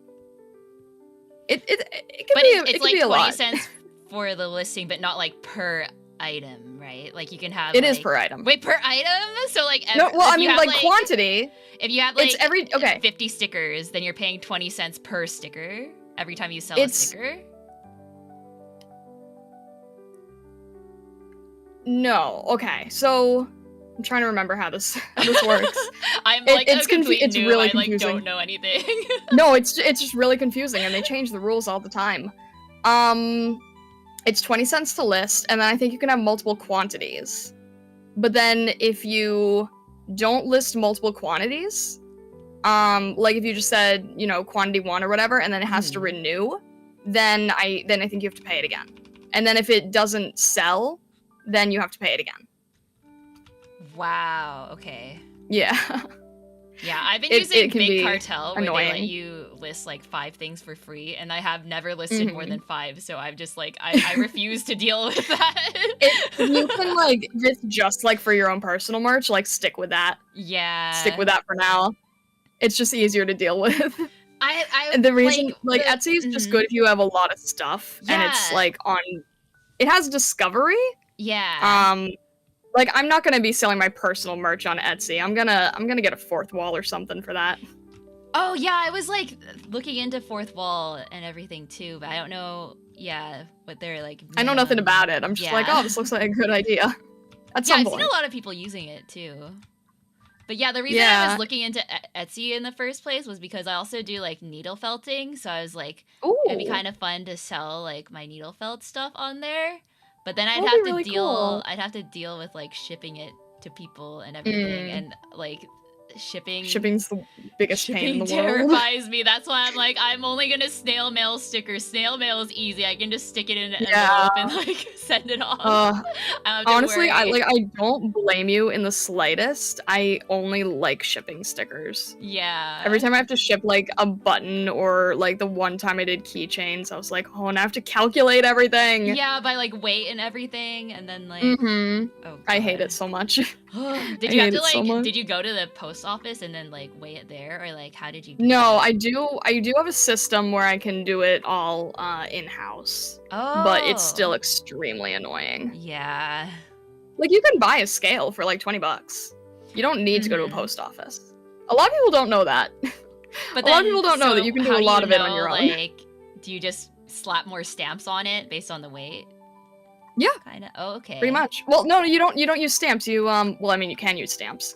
You can use like online shipping program. Like, I use one called Pirate Ship, and it's very, very reliable. And if you can like print out a shipping label from your PC, then if you just put in like, you know, the weight and the size of the box, then it'll calculate it at Oh. post office rate. Okay. You don't have to leave and go to the post office.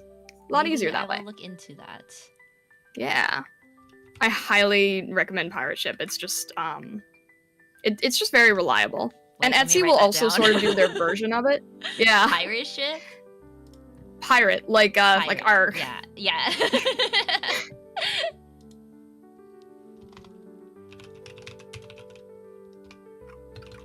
I really like them, and they work with like competitive postal rates, which is really good. Mm.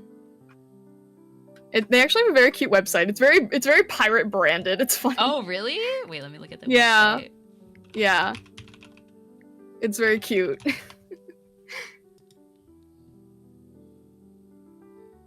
Oh, the like If you can pirate find it. emoji. Yeah, I think I found it. Yeah.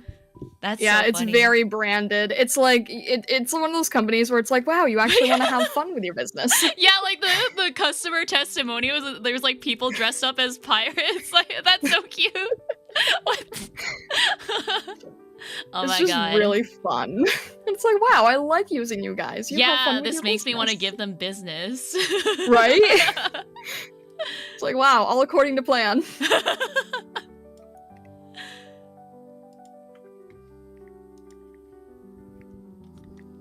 That's so But yeah, cool. I definitely recommend them if you need to go beyond the letter work at any point.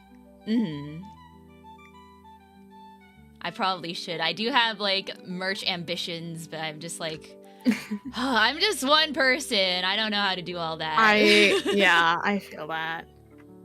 I did do keychains at one point, like not of my own brand, but just of like generic stuff. And I'm like, oh, man, I could do that again, but I really hated shipping them.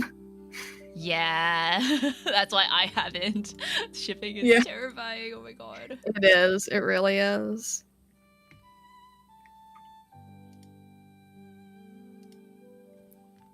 Okay, where is the brush opacity? I've been trying to look for it for like 2 Oh, minutes. there's opacity? Yeah, there is. I remember I had it toggled on, but then now I can only change the layer opacity. I'm like, where's the brush opacity? Am I insane? Oh, I've just been using a brush that had like a soft Oh! edge. Oh wait. Oh, okay. So if you look under the or in the right corner of the color wheel, there's like the settings thing, layout options, full mode. That's where it What? is. Oh, I was Good to in know. simple mode. I was like, where is everything? good to know. Future reference. Yeah.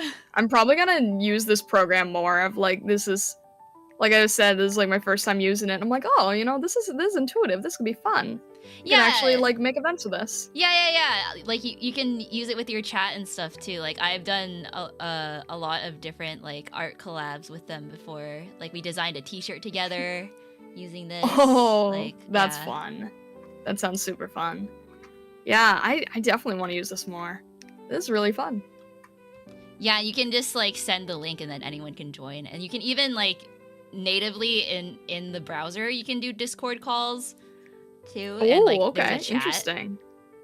Like, Interesting. if you see Might the have phone to... icon and the chat icon. Oh yeah. Yeah, I might have to yeah, think yeah. about that at some point. I'm always so nervous to like do anything outside of people I've like made a connection with. I'm just like, I don't know. Do I trust chat here? Oh, yeah, chat cannot be trusted. I understand. Right, chat? Chat starts immediately going crazy.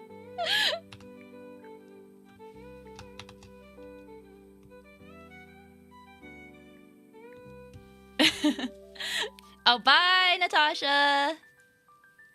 I'm paying attention to chat again. I'm totally trustworthy. All right. Yes. Also, Dual Thrones is heading out, so thank you, Dual Thrones. Have a good rest of your night. Thank you.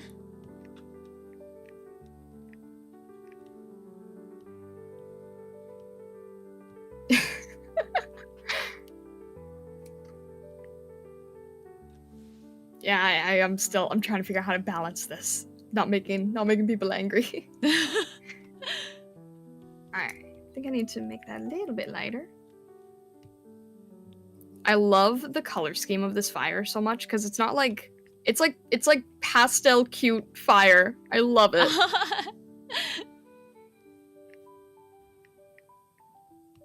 It's just such a good color scheme, honestly. Yeah, I was just going for how do I have fire but cute. Well, you succeeded. You succeeded in that for sure.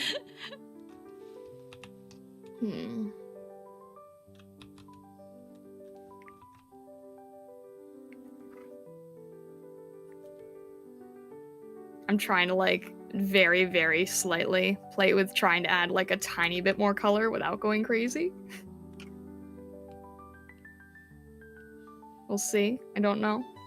I was trying to do this earlier with like, I was trying to draw Mew while talking on IRIAM, and I was like, I can't get the color theory right. Oh no.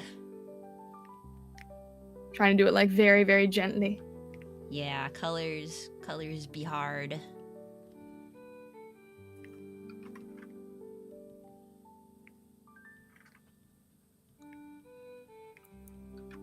Let's see here. I also feel like I'm not like maybe it's just me, but this color wheel doesn't like 100% match up with how I feel like it should. Like maybe this is just me. I don't know. I think you can you change it to like different modes? I actually don't know. Cause like wait, do you normally like, use like what do you normally use to draw? Like Clip Studio? Yeah. Yeah, because Clip Studio you can change the color wheel to like different versions. No, like it's like the layout. The layout is fine, but it's like I feel like the it's not like the color that it would be. I don't know. Maybe it's just me though.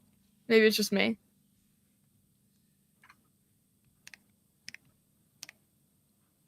Yeah, I don't know. Because sometimes it might be like if it's like CMYK versus RGB or something like that. Oh, you know what? That could be it. Yeah. Also, thank you, Dual Thrones, for subscribing to Ayana. Thank you! Thank you! Appreciate it.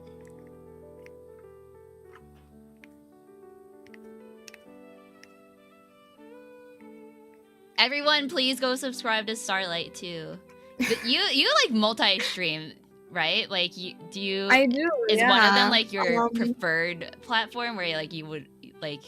Where do you? I'm trying to figure that out, honestly. Still, like art streams, I'm multi-streaming fully, and game streams, I'm currently multi-streaming Hamtaro because we just like started it one way and I don't want to throw things off. Right.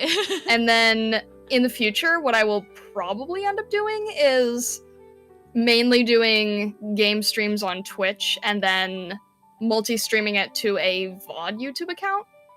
Because I think that my main YouTube, I'm gonna like try to focus as much as I can on like mainly being art focused. Oh, that's Because I want to start doing like I want to start doing evergreen content, and I feel like the art evergreen content people are gonna be like, I don't care about Hamtaro. For me, I just kind of ended up being too lazy to do multiple, so I just do everything on YouTube. So I have like everything. No, I understand that. Vlogs, cam, streams, whatever. It's all here. I was highly debating on going variety. I'm still like flip-flopping internally. I think for me, it's just because I can't commit long enough to doing one thing to like justify making a whole channel, separate channel for it. So like having this channel just kind of be branded as like whatever I do. No, that makes sense. Yeah. It's like I can pivot easily if I want to. I'm just like very indecisive, so. Okay. Yeah, Estelion knows that I multi-stream and caught me on like every platform at once. At the same time, wow. Yeah. Like you're crazy. I like started multi-streaming a little bit of my like IRIAM streams just to save the VODs, but yeah, 100% 100% for saving the VODs. Yeah. I wish there was like an easier way to do it, and I'm like, all right, we'll just figure it out, I guess. But since you've streamed on like Twitch and YouTube, right? Like, I mainly just do the IRIAM on YouTube. I don't even remember why I would have done it on Twitch. Oh, okay. I probably tried it once and then like didn't really bother with it again because I don't know. I mean, I feel like people on Twitch wouldn't really. I don't know. I'm also trying to sort of force myself into getting more of the YouTube watch hours. So I'm like, all right, we'll just focus on YouTube for the time being. Yeah. I guess that's my answer. I'm focusing on YouTube for the time being. Yay, fellow YouTuber. Let's go. I want to treat YouTube more serious. If it's like a good idea to like for me to try Twitch, because I've been like avoiding it for so long, but like so many of the other founding like I have an account to like watch other people, but I've never ever streamed on there before. It's super intimidating in the beginning because everything has like its weird own like gamey language. Yeah, I feel like Twitch has its own like culture. It really does. It really, really does, and it can be kind of intimidating, honestly. But then again, you know, in the beginning, I was intimidated by Discord, so.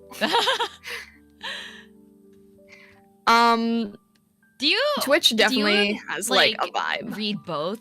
Do you stream on both and then read both chats, or do you just normally... Yeah, I read both, and I like don't discriminate. So I have it like multi chat. So it just shows up the same for me. Wait, and what do you use for that for multi chat? I'm using StreamerBot. Oh, okay. Which I know nothing about other than the multi chat. Because StreamerBot is very, very intense on its own. Like you can do a lot of really cool things with it, but I don't know how to do any of that. Yeah, I'm not the best at like tech and streams. I want to be. Yeah. I want to be. StreamerBot looks like it can do the coolest stuff. I want to someday try to figure it out. Yeah, I'm so jealous of people that know how to do all the cool stuff with like alerts and everything and like yeah, making chat more interactive with stuff. But well, you have like basic alerts, right? Yeah, and I have like my text-to-speech mascot thing, so that's been fun, but no, it's like the stuff that I want to figure out is like the stuff that Shindigs can do. Shindig. Have you heard of Shindigs? Yeah, I think that's the person that's like they always are posting on Twitter all their like crazy like today I made my chat do Christmas carols or whatever. Yeah. I look up to them so much on the tech aspect of things. Come up with like creative stuff like that. That's the other thing, is like I can't even figure out like, okay, so one, you figured out like what you want to do, Mhm. and no, opposite, flip that. I think for me, it's like, how do you even figure out what you would want to do, and then how you would want to execute it? Yeah. You know? Yeah, especially if it's I like don't know a if that made me somewhat like sense. no, I get it because it's like if it's a complicated idea, then you're gonna have to like commit a lot of like time and hours into making it work. So it's like Yeah. But it's like, I can't even think of the idea. Like, thinking of the idea and then thinking about, like, okay, is this a feasible concept? yeah, Or should I, like, change the concept and then try to figure out how to make that? yeah, like you said, like poor man's version. Yeah, exactly. That's pretty much what I've been living by, is like, what is the poor man's version of these things? What is achievable? Because I could always say, like, oh, I would love to be able to make like an interactive game of my chat, like defeating a boss, like we've seen some Yeah. people do. And then it's like, okay, now what's the single non-techie version of that? Is that even possible, or should we just try to find something entirely different?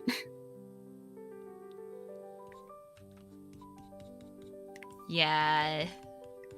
So I'm like, okay, I know StreamerBot for chat, and that's it. And it's like, I just learned that from a basic, nutty tutorial. Like the YouTuber who does all the stream tutorial stuff. Yeah, I think I've seen their stuff. Probably. Yeah. But yeah, maybe someday I'll try Twitch too.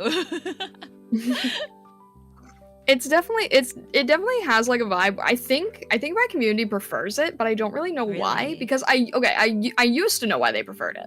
Uh-huh. Because I used to do way too many redeems. I used to do way too many channel point things. Oh yeah, and that's you probably can pretty like much only do that on Twitch because YouTube doesn't. Yeah. Really, yeah. That's probably how I ended up like getting carpal in some way. Is like just doing too many speed work things, because I used to I used to do things like 1 minute drawing redeem while the clock is going, and it's like, I don't recommend that. Oh yeah, that sounds so stressful. Yeah, don't do that. So I used to do a lot of that kind of thing, and then people would always be saving up channel points for that. So I think that's kind of why they are still watching on Twitch a lot. A lot of people just say they like prefer the space of that better, and it's like, guys, I turned off all the channel point stuff. You don't have to keep coming to Twitch. But I think some people just are more comfortable there. Yeah, that makes sense. What I want to try doing at some point is like there's a way to do redeems, but it's like non-Twitch specific. But it's like they're kind of more like IRIAM-ish in a way. Okay. You do them with trading cards. Trading And have you heard of something called stream loots before? No, what is that? It's like you have the redeems and people have to buy them, which is kind of like the IRIAM side of it. But they are they're randomized, so chat like buys a pack of cards basically, and then you invent what the card does. Whoa. Wait, so you can like customize it to whatever? Yeah. Oh, interesting. Yeah. And it works on YouTube as well, because it's not tied to a platform, because it's like on its own website. Oh, wait, that sounds so interesting. Yeah. And I haven't how would they redeem implemented it? it. How would they redeem it? They on YouTube? they redeem it through the website. Oh, okay, so they would have to go to the website. That's the kicker. You have to get people to want to sign up for the website. Oh, that's the hardest part. And stuff? Yeah, that's the hardest part. Yeah, that's so annoying. That's sort of the one downside. But I want to implement it because I do have a very heavy like magic spell card theme. Oh, that's so cool. So I do want to try implementing it at some point. But it would be annoying. That's for sure. Yeah, anything where you have to get people to sign up for stuff is just like, well, yeah. Guess that's not happening. It's the only way they can do it, but it lets them like find a way around like the APIs and stuff. Oh yeah, that makes sense. Yeah. I don't know. It's like I love redeem styled things. I just think they're fun, but you have to pace yourself with those things. Yeah, I did try for like a week. And I quickly I don't know what happened. I like it didn't last, but I want to get back to it. I want to get back to it because I did some event. I don't know, was it like a PNG redebut, anniversary, birthday, something? And then I like revealed the cards, and then I ended up with like the carpal thing. Oh no. And then I did a few more streams, and then I took like the giant hiatus. Oh. The timing was terrible, admittedly. So I don't intend to do that again, though. That's always rough with like, especially with streaming and everything. It's like if you fall off for a while, it's like kind of hard to build the momentum back up. Yeah, and I was like trying to tell my chat, I'm like, no, I'm gonna come back. I swear. I just trust me. I don't think I was very convincing. Well, you're here now. That's what matters. Yeah. Yeah. I'm not a Yu-Gi-Oh card.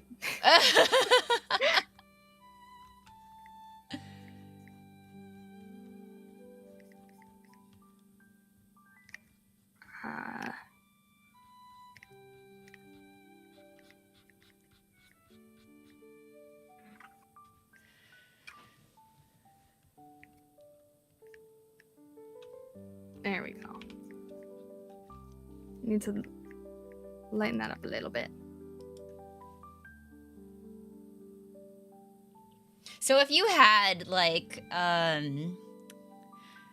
unlimited money and clout, like if you could do the not poor man's version. If I could do the not poor man's version. What's like your VTuber pipe dream? Oh man, that's a hard one. I'm trying to think if I want to go like the merch route or the production route. Ooh, tell me both. Merch route, I feel like I owe my community a plush at some point. They've been asking. Oh, a plush. They've been would be asking so for a very cool. long time. I feel like I would rather have a plush of my my chat mascot. Like the really bunny? large stargazer I was mentioning. Yeah, the bunny. But I think they would want a plush of me. I would want a plush of you. I'm like, I don't know about that, guys. I don't know if I can do that. Yeah, so I feel like at some point I would need that. If I could, like, I would really love to, if I didn't do a plush, if I was like, no guys, we're not doing plush, I would really love to do, because I can sculpt, but it doesn't, like, go anywhere, I would love to have a sculpture that's, like, one of those really crazy, high-end, dynamic, detailed anime figures. Like the statue type. Yeah. I really love those. Or even if it was just like blind boxes, honestly, I'd be happy with that too. Oh. But I'd love to go really intense on figure stuff. It's just a matter of like extra production. Yeah, I used to study that kind of thing. Oh, really? Like manufacturing kind of? Yeah. Because I used to do work with a toy company. Oh, wait, that's sick.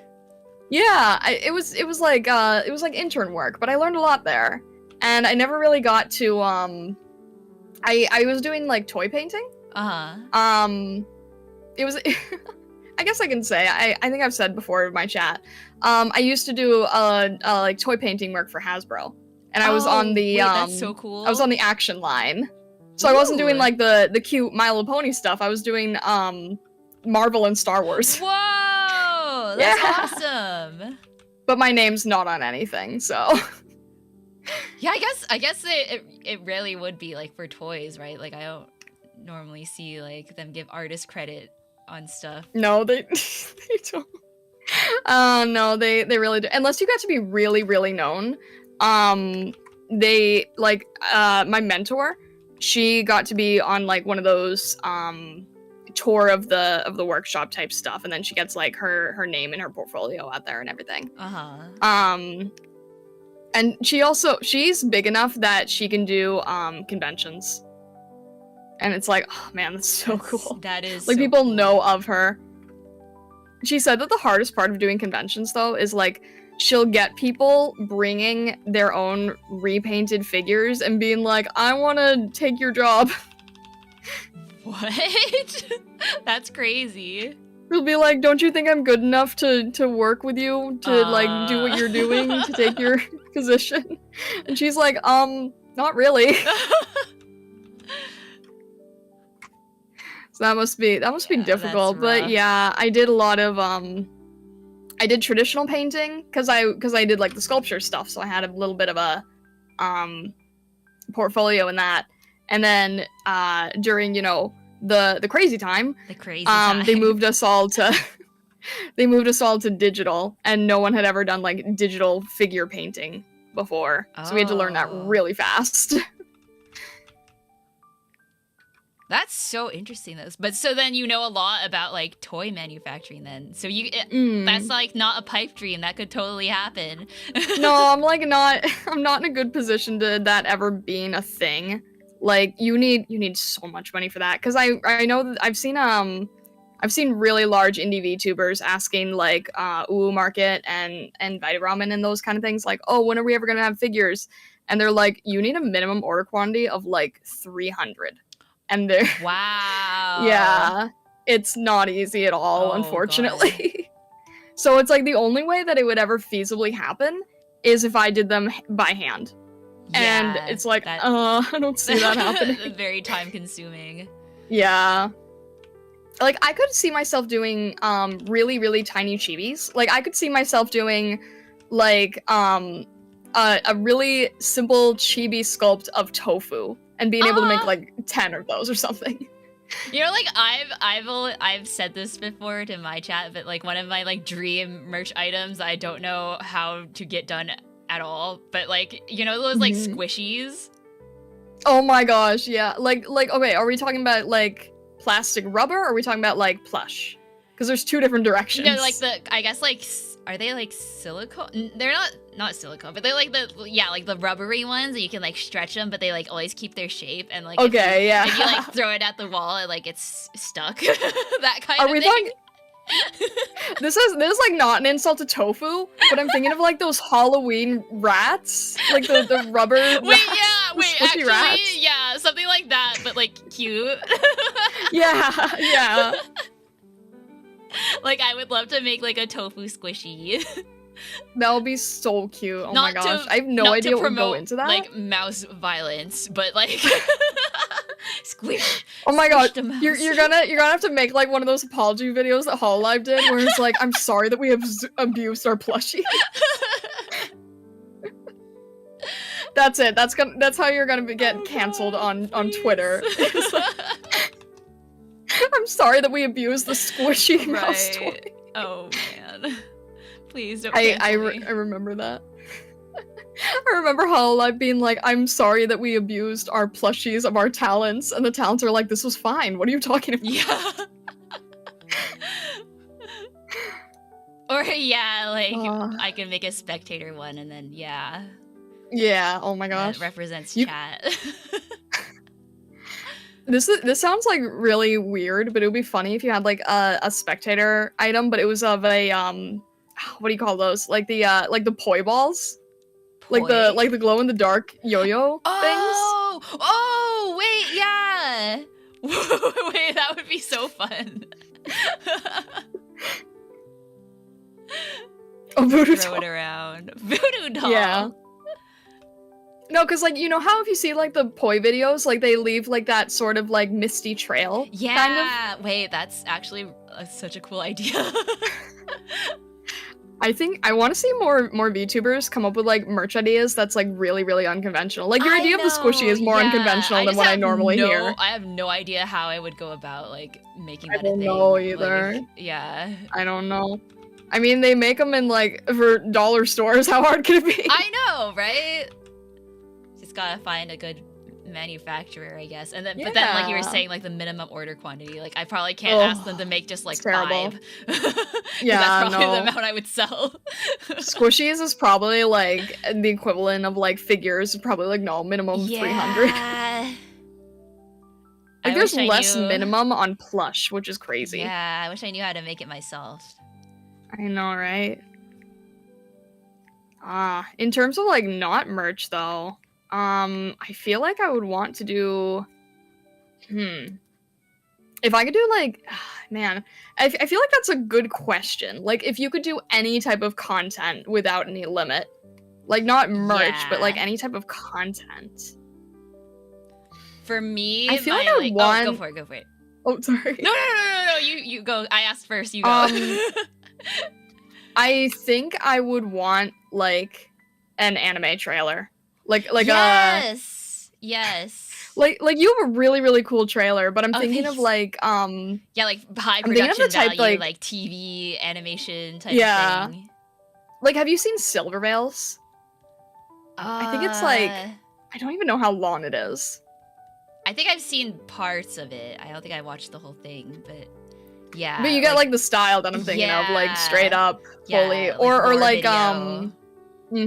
or like what was not Myth, Promise's music video. Oh yeah. Where they're like where they're in like the isekai fantasy style. Right. That was so well done. Yeah, something like that. Yeah, I feel like I'd be too scared to waste the opportunity. No, that would be so awesome. Like for me, I was gonna say my VTuber pipe dream is that I get enough like money and clout to like start an animation studio, and then I can like. Oh my god, like a full studio, and you can have as many Yeah. episodes as you wanted. Yeah, but well, not just like for me, but like I can make like a VTuber animation production studio, and then just like help Oh. people with that, and then That I would can, be so cool. I can hire my friends, all my unemployed friends. No, and then you can have like a studio that doesn't rip off large VTubers. That'd be great. Yeah. And then I can help you achieve your pipe dream of having Yeah. a animated video. There we go. It all works together. It all Yeah. clicks together. Yeah, and then my other like more unconventional, like if I had a lot of money, like a pile of money Mhm. lying around to do something with VTubers, I would want to start like a cafe, except it's like Ooh. run like a physical cafe but run by VTubers. So it's like the cashiers are all VTubers, and you could even make it like an agency a little bit. You could do auditions. I but love they're that like, so much. Oh yeah, my god. they're like coffee shop barista applications on top of being I- like an audition. I love cafe themes so much. Like Yeah. my sort of world building environment is that like I live in like an atelier with the Mhm. with the stargazers, and it's like the atelier is like that just basically means studio, right? Mm. It's not really a studio. It's more of just like a giant I guess I'd kind of consider it like a not a mansion, a manor. Like a manor. Like you'd have multiple rooms. And one of the main rooms is a cafe. And it's always just been like something that I've always loved the aesthetic of. But then when you also said cafe in general, it reminds me of how like in Japan, there's some I don't think they're no, there is a cafe. But I think there's also like small grocery stores and everything where it actually is run by VTubers, and it's like people who are in situations where they couldn't normally hold like a standard job, and they can be like Yeah. customer service. Yeah, I've seen those too. There's also like the cafe Yeah. where there's like it's like run by a bear, quote unquote, and then like there's like a little I haven't seen the one with bear. the bear. I've seen Yeah. the robot ones. yeah. There's like it's like there's a hole in the wall, and then there's bear literally like though, a oh my bear gosh. mascot hand that will like poke out and like serve you the food. And I take, love take that. money and stuff. It's so cute. I love that so much. Oh my Yeah. gosh. I want to be served by a bear. I It know. sounds great. That actually feels like something that I would see in a Lucinari. It's like the world that the atelier is in. I'm like, yeah, that sounds about right. Yeah, be so cute. That would be. Oh my gosh. I love the cafe idea. I think there's so many VTubers that would be on board with the theme I know for sure.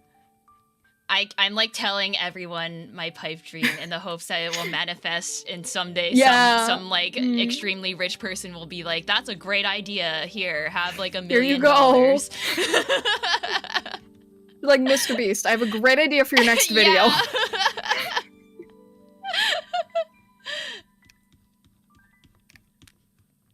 That's fantastic. And part of me is like, And then you maybe could have like eventually, merch on the side. yeah, and like maybe eventually, if I can like realistically figure this out enough, I can ask IRIAM stuff, and we could make it like an IRIAM like There you go. event or something. I would love that. That would be so cool. Yeah. But I also don't have enough like business experience to run a physical coffee shop. Yeah.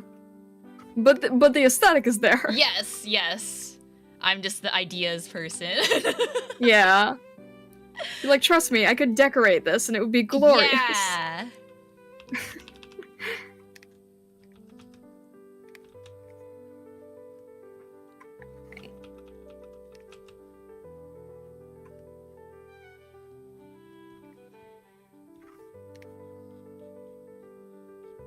Trying to get like a little bit more detail on your necklace. I can't.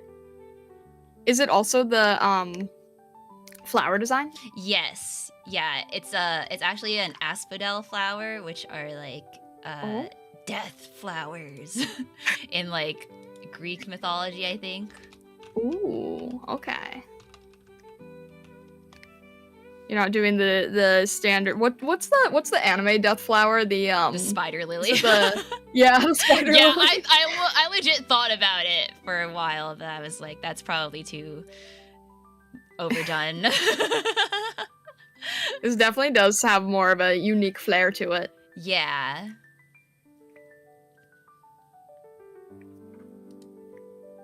To make this like super teeny. Plus, I don't bit of a think chain. there's Go crazy like with the detail. or maybe there are like pink spider lilies, because I like pink too much. Like, no, we can't have red. That's too harsh. Yeah. That's too gothic. It can't be red. It has to be pink. Understandable. I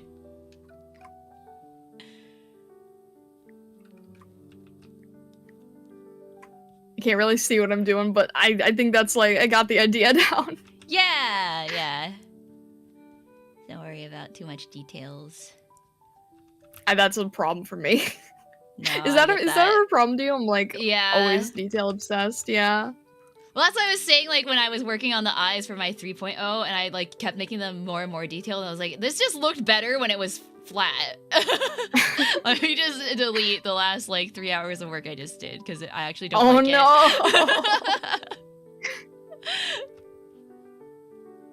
no! Alright, Sierra, thank you for tuning in. I appreciate it. Thank you! Have a good night.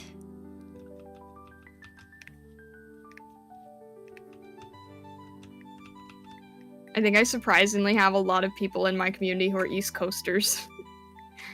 Really? I'm PST Yeah. gang, so I think it does also have to do, like, if you are in, like, I'm PST, so I attract PST people because I stream at like a normal time for them, so I think that works out. I think it's funny though, because like I don't really know how that works. Because like, you know, people watch Hololive and they're in like, you know, JST. Yeah. It's like, how did you find us?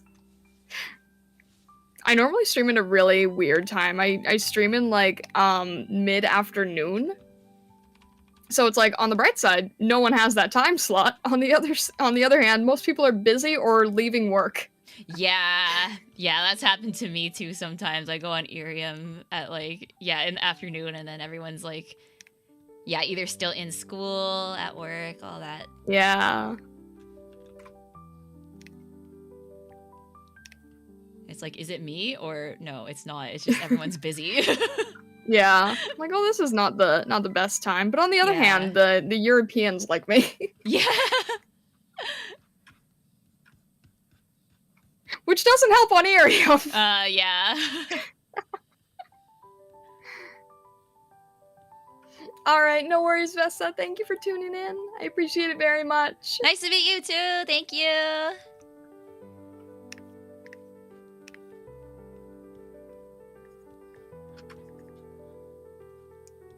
Trying to figure out like what else I can do. I wish I was being like more intense with the shading, but I'm too scared. No, it's okay. This is just yeah, we're just drawing each other. This is a lot of fun to like experiment with this. I know I said that before, but like I really like experimenting with this program because this was developed by Bobby Chu, wasn't it? Mm-hmm. Yeah. That's super cool. Oh, you know, I do want to. Have you ever been to a Lightbox Expo? Yes, yeah, I went last year. Or wait, no, I didn't go in last year, but I went to meet up with friends without buying a badge because they jacked up the prices so much. I was like, it's not worth it. Oh dear. So I mean, they do have like a really large open hangout area. Yeah, that's good. I just went outside.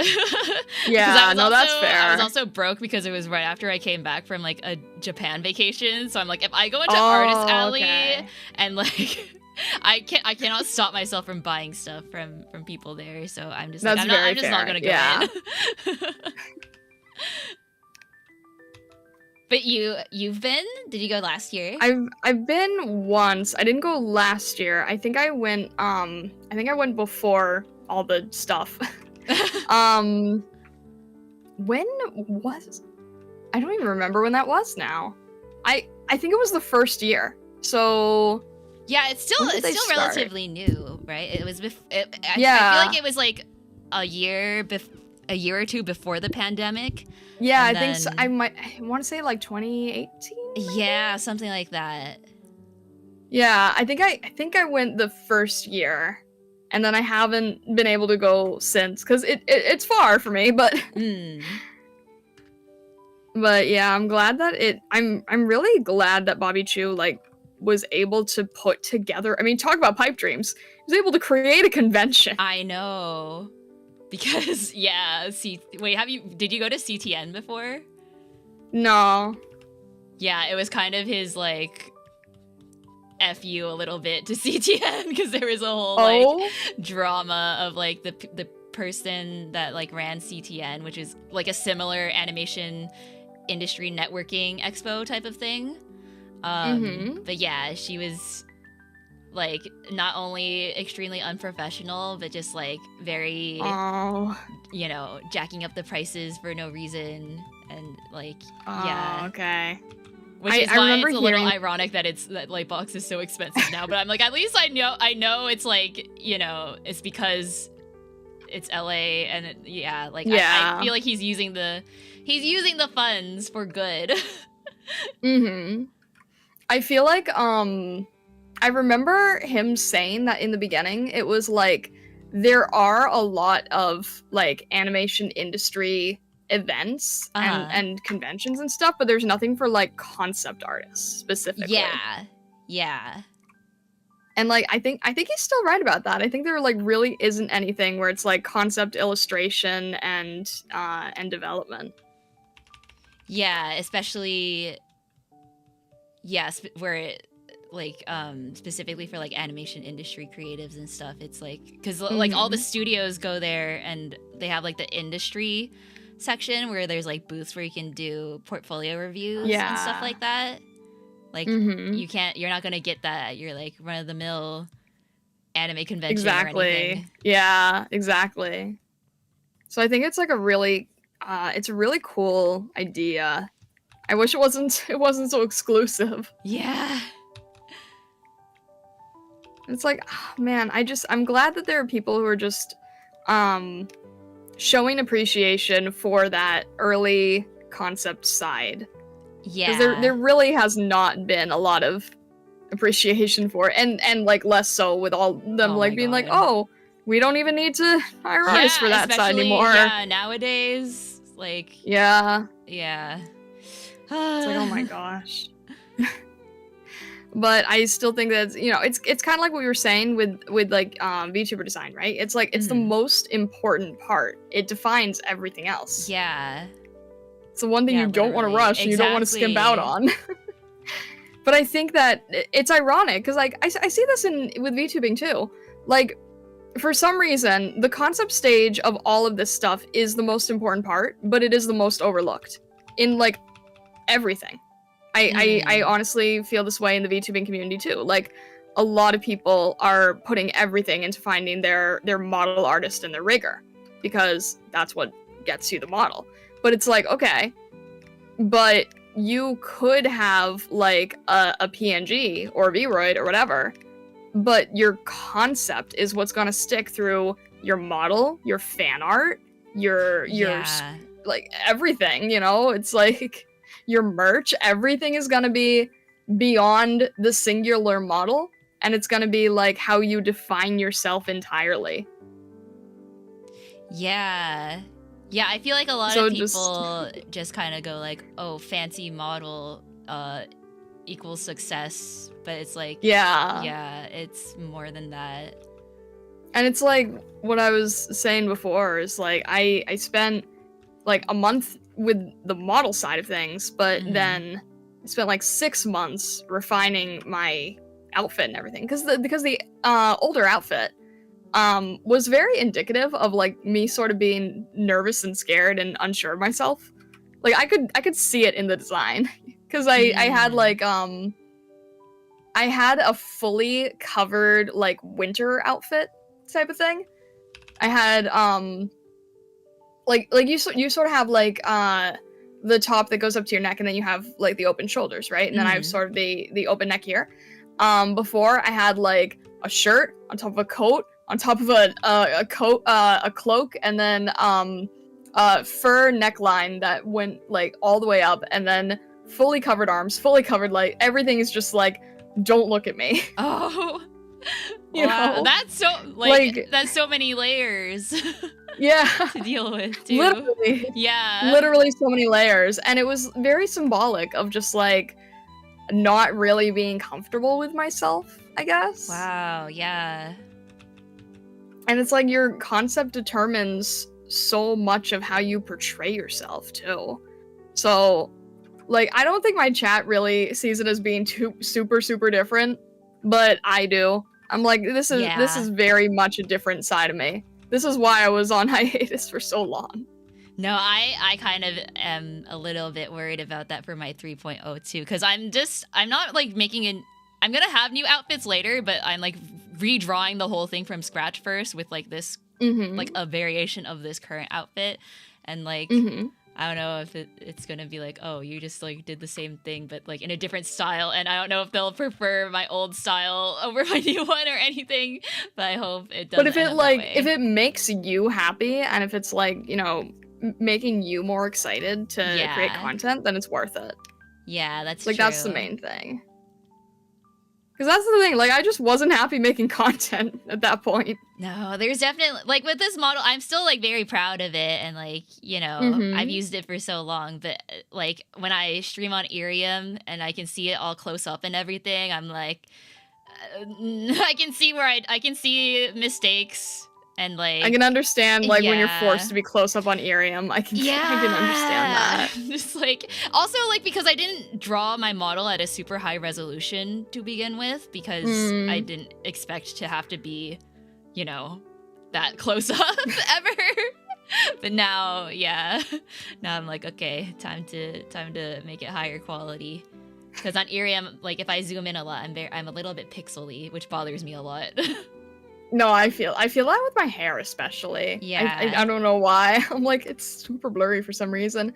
And then like I'll also look at other streamers on there, and I'm like, why are you so crisp? Yeah. Like abnormally crisp. I know. Like, how does this work? So what? The only thing I can think maybe is like, you know how they said, oh, you can't you have to have yourself at like this much smaller resolution than is like typical for VTuber models. And I'm like, if we changed that, like, after the fact, like, we weren't designed with IRIAM in mind in that way, then that could possibly be it. Yeah. Because I made my, like, most people say, like, you should be, what was it? Like, I think 7K is the standard. And then I went a little larger than that. Yeah. And then I think IRIAM wants, like, half of that. So you have to cut yourself down, and then you're gonna, like, lose quality from that. So I think if we're like self-incarnated, on IRIAM, we're just never gonna be as crisp as the people who like came through from IRIAM because they were like designed that way. Yeah, for 3.0, I'm trying to base it off of the guidelines that they posted for their live 2D so that I can like. Do you want to like sort of tailor your 3.0 to IRIAM? Yeah, or at least the first version of it. So like the way I'm thinking of it for like the 3.0, which is just like basically a redraw of this same model, like I'll just completely do that with only IRIAM in mind, and then down the line when I want to add more outfits and like go fancier, like V-Bridger stuff like that, then I can like, you know, convert it to, I guess, YouTube style. Yeah. YouTube style. Yeah. So I'm gonna have like my IRIAM simplified version and then my YouTube. Yeah, that makes sense. Yeah. But yeah, I'm It's also like trying yours. to design it in a way that's like, I'm going for a more lineless style, and then Ooh. yeah, just to make it even more distinct, and then also make it easier to swap out colors, like with color sliders if I want to. Oh, okay. Interesting. Which is that's something I think is fun to play around with too. Like, have you used the color Lineless sliders on like VTube Studio before? I want to try to learn to get better at them for like assets and stuff, but I haven't really played around with it. I feel like I've got enough color as it is. Yeah, but like, because I have like a goth Yana version. That's what everyone in the chat is talking about. Also, Yeah, hi, I know. Alex. I'm like, oh, okay. So I just like color slide some of the colors, but you can do it in VTube Studio too. You can like select individual layers and just like screen. I feel like my chat should not know that exists. Oh, my bad. Forget everything I just said. Stargazers. No, it's all There's good, there's only one colorway of Starlight. I've also had maybe it's just like a VTuber community thing, but I've also had people like ask for a goth version. Oh, really? Like, that's not happening, guys. For me, it was a donathon goal, so at least I was paid money okay. for it. You're like, all right, we'll make a bargain. Yeah.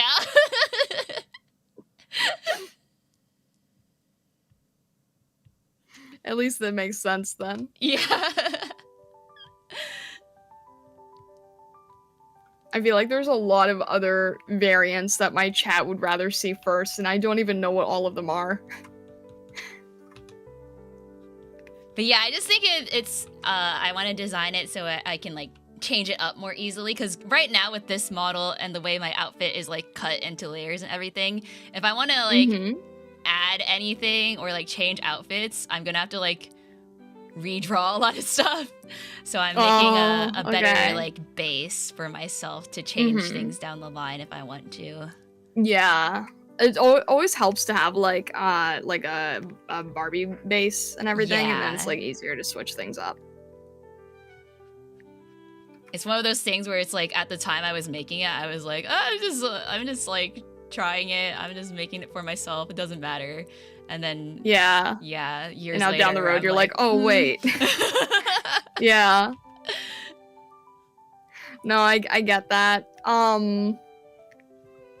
I'm very curious about the lineless style though. That sounds like it's gonna be really cool. Yeah, maybe I wouldn't mind showing you. I'm not gonna show chat any spoilers, but maybe I do want to like go around getting feedback from people for it. So maybe I'll show you sometime. I'll DM you. Yeah, sounds good. Sorry, chat. You don't get the exclusive scoop. I have secrets. Yeah.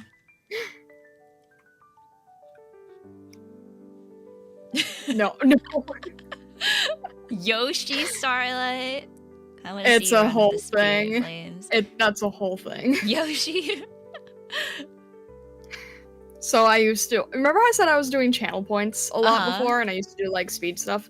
So one of the things when I had some channel points that were like not art based, and one of them was like Pokemon impersonations. Oh, and then at one point, so like Yoshi voice.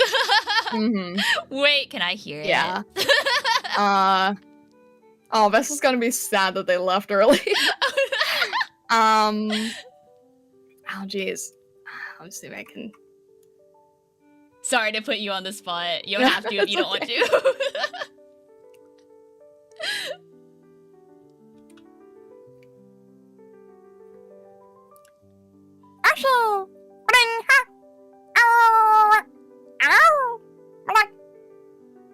Oh my god, that was so good! That's so Yeah, cute. so and that- that's so every time someone redeems, you'll like do that. Yeah. That's so Mhm. cute.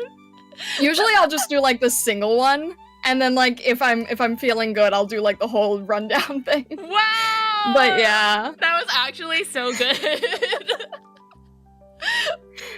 Man. So that sort of ended up being like the fan favorite one, because I can probably do that better than the I can see Pokemon. why. I can see why that's a fan So favorite. now, like, So good. yeah, now it's sort of become a joke that I'm Yoshi. Man, that's so cool. I can't do voice impressions to save my life. I don't have like No, that's like a go-to that's the only- impression. people will ask me to do like voice impressions of like human characters, and I'm like, no, guys, I can only do animals. Yeah, like that. I can't. I like characters, accents. I'm not good at any of them. You can't be who's the Elizabeth Rose Bloodflame? She scares me. Have you heard her accents in Yeah. Hololive?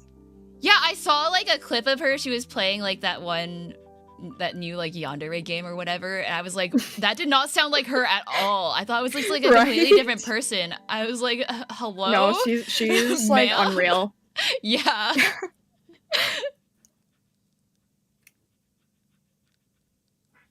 But yeah, so for me, it's all animals and critters. That's so cute. It's the fox side of me, I guess.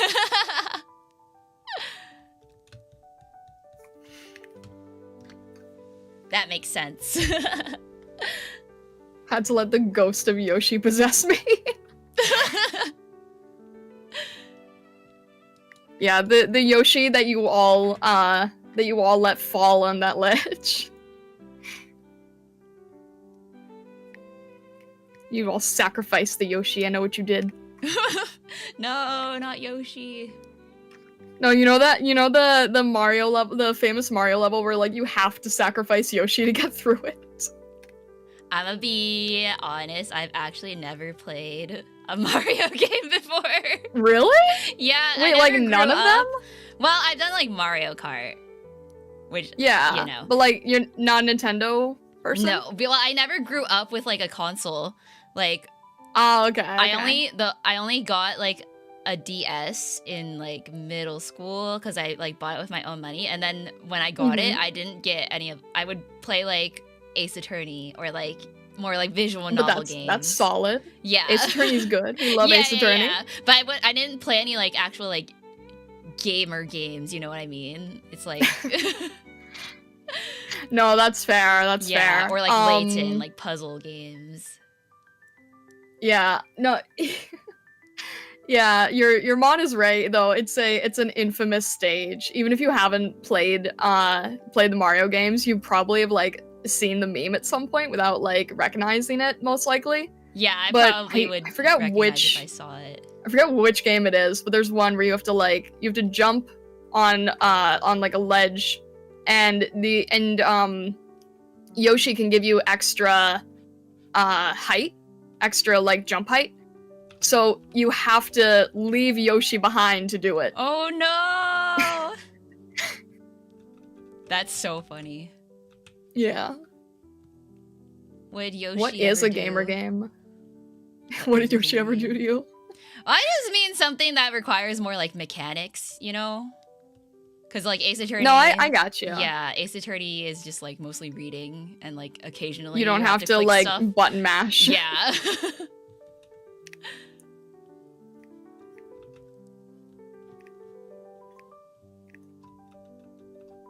I think it's funny because like because I don't play games on stream, people like don't think I'm a gamer at all. I'm like, no, I've played games, guys. I know how games work. I just don't know how to do it while chat's in the way. Yeah.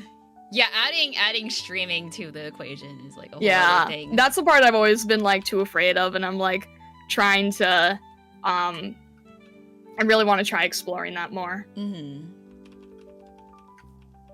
So what other games like do you stream? Like what have you? The only ones that I've streamed. Okay. Yeah, the only ones I've streamed so far have been Infinity, Nikki, and Hamtaro, because that's been like a new thing for me this year. Alright, bye Eric, no worries. Have a great night. Bye. Thank you for watching. What games do I want to stream? I was given Stray. At some point I have to play Stray, but I'm nervous. Wait, I know nothing about it. I've played that before. It's really cute. Yeah? I think you'll like it a lot. I've heard different things. Some people are like, yeah, it's adorable, and other people are like, bring tissues. Okay. Well, yeah, I can. Yeah, I feel like you'll be fine. It's good. Okay, all right. I will trust your judgment. I do want to play like more puzzle games. I would play Ace Attorney if it wasn't so long. I don't know how to play like long games on stream. It's so freaking long. I honestly, I might have given up on streaming it because I streamed all of Great Ace Attorney and Great Ace Attorney 2. And it took me forever. And then like I gave up reading the lines out loud. Like when I first started streaming, I would read every single thing and like try to do voices and stuff. But then I was just like, this is too much. See, that was me with him. That's me with Hamtaro. Yeah. But I also know Hamtaro's shorter. You cannot. It takes like no. 10 plus. No, I'm pretty sure it took me like 14 streams to finish like one of the games. No. Yeah. I'd like to, but I also feel like I would get stuck too easily. Yeah. So. I have played Night in the Woods, but also Ghost Trick. Ghost Trick is that's by the Ace Attorney like writer, so it's a good shorter Ace Attorney style-ish game. If you want to get into that. What is that? Ghost Trick? Yeah, Ghost Trick. It was on DS originally, and then it got like re-released on PC. Oh, I love this recently. art style. Oh my gosh. Yeah, I love the character designs and stuff too. Wow. This is fun. That actually looks, that could actually be really cool. It's shorter. You said it's shorter? Yeah, it's much shorter. Well, at least from what I remember. Maybe I'm like, maybe because I played it when I was like younger, maybe it seemed shorter. I feel like the games that you play when you're younger feel longer. Oh yeah, that's true. Because don't they say like because when you're younger, you're experiencing everything for the first time, so everything lasts longer. Yeah. Maybe. Yeah. I feel like it would be longer. Like Hamtaro, when I saw that it was like only 9 hours, I'm like, that can't be right. That took me like months. Yeah, Ghost Trick is 12 hours. Just looked it up, so not too bad. So that's like in the realm of what I'm doing now. That's not too bad. Yeah. Except with Hamtaro, I'm a lot more familiar with it, so that might be a little bit different. That's okay. It's like a self-contained story, so you like just go into it. And then, that's good. Yeah, okay. What was I was gonna ask you something. When you're like streaming games, do you, how do I put this? Do you always do you go through it like start to finish, or do you mix them up? Oh, you mean like if I choose one game, do I just stream it the whole time until I finish it and then move on? Yeah. I've kind of come up with a system where I just choose a couple of games and then I'll alternate throughout the weeks. So for example, like my 2 long-running games right now are Final Fantasy 7 Remake and Rebirth, and then Persona 4. Man, aren't those extremely? They are both extremely long, aren't they? Extremely long. So if I only, if I did the thing where I play it and then I don't play anything else until I finish, I would be here for like years.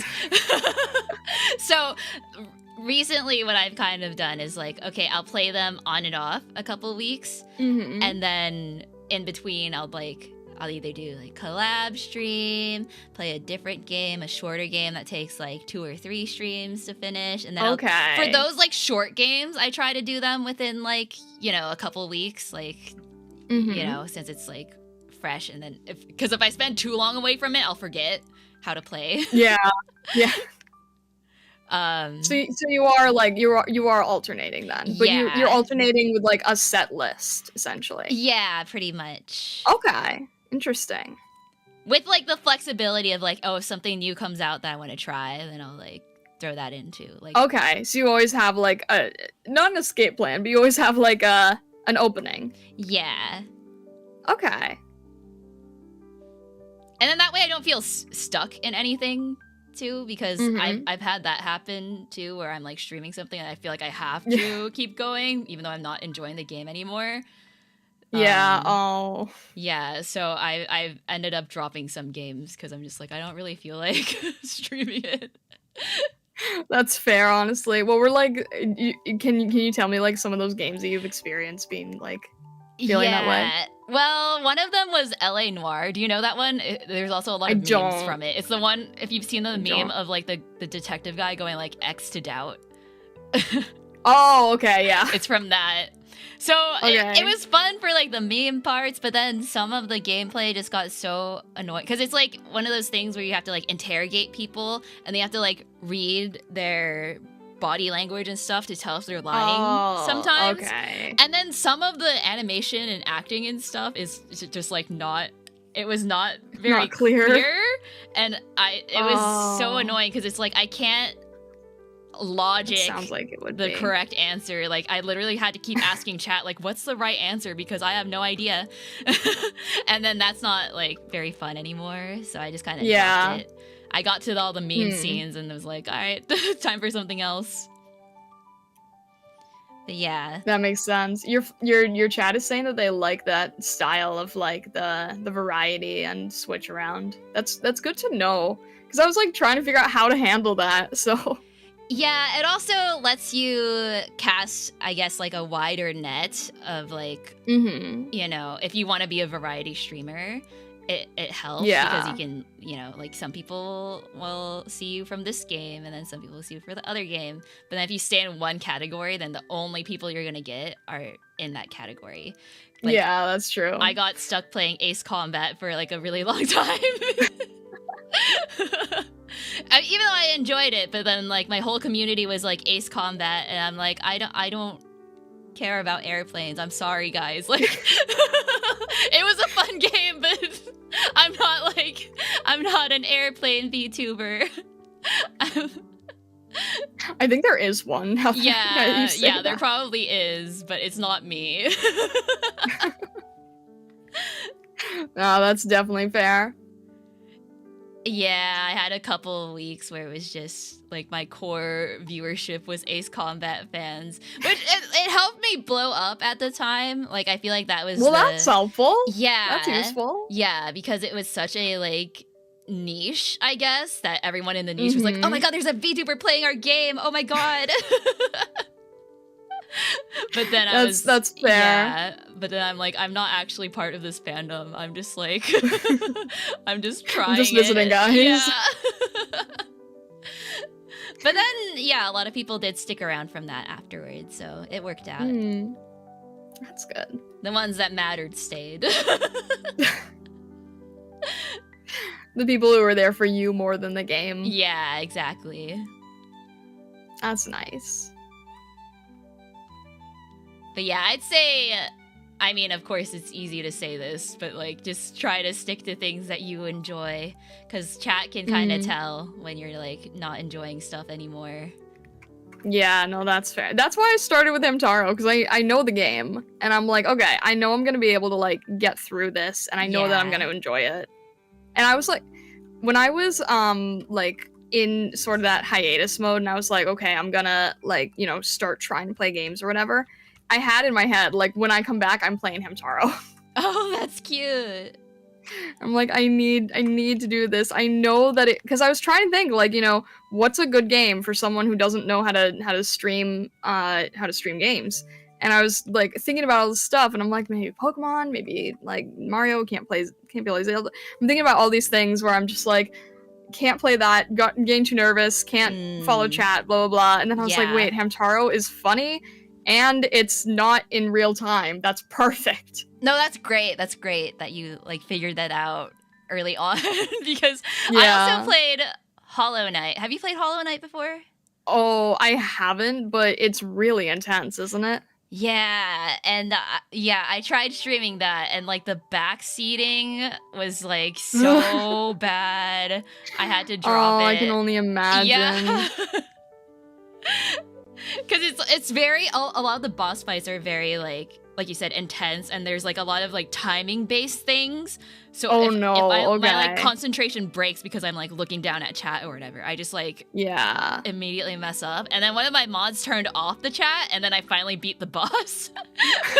So that's when I knew I'm like, this is not a stream This is game not for me. good. Yeah. Yeah. No, that perfectly makes sense. Yeah. Oh my gosh. Yeah, I'm still trying to figure. Okay, so I'm glad that you said that like chat is okay with some things where you don't have to follow them constantly, and I'm still like I'm trying to find that balance of things. But that's good to Yeah. know. Like knowing about the schedule and knowing about like what chat's okay with, I think is very helpful. because my thing is like if they want to see just like the entire game, then just go watch like a walkthrough or like a playthrough. There's like Yeah. you know hundreds upon thousands of Mhm. people that upload that kind of thing. Like if you're here Exactly. Yeah. if you're here for me and whatever my dumb self does on streams, then like you're not gonna care if I like finish the game necessarily, unless it's like to get like a certain ending or something that you want me to react to. But yeah. Yeah. That's really good to keep in mind, honestly. Yeah. I like that a lot. Alright, I feel like I can't go too much further with this. Yeah, I feel like I'm like, unless I'd have to go like either much crazier or like to like finish it. Yeah. I love how yours turned out. You're so good at like shading and everything. Thank you. Like, you even I figured out the love the textures. expressions. I tried. I feel like that's the next thing that I need to figure out is like clothing folds and stuff. Oh yeah, that's a struggle. That's why like I was saying my 3.0, it's like lineless and more flat. It's just like more like Yeah. shape based, so that I don't have to render like clothing. That sounds like it's folds. gonna look even more unique, so I'm actually Yeah. really excited for that. Yeah, it's unique, but it's also just me being lazy and then making it easier for myself to add more outfits because I can just lasso tool them onto my body and like not have to actually draw. And then it's like you'd just be able to, if you just wanted to like be super lazy and just go with like PNG outfit, it would fit. Right, yeah. But yeah, maybe I'll send it to you later. Get some feedback. Only if you're comfortable. Only if you're comfortable. Oh no, with I need help. Okay. I need more eyes on it. But yeah. I am happy to offer any input. Thank you. But yeah, if you wanna, we can start winding down. I think. we Yeah, can, sure. Yeah, consider this piece finished. I'll save it and post it on Twitter later. All right, sounds good. Export PNG. I love Tofu so much. Tofu's so cute. Oh, thank you.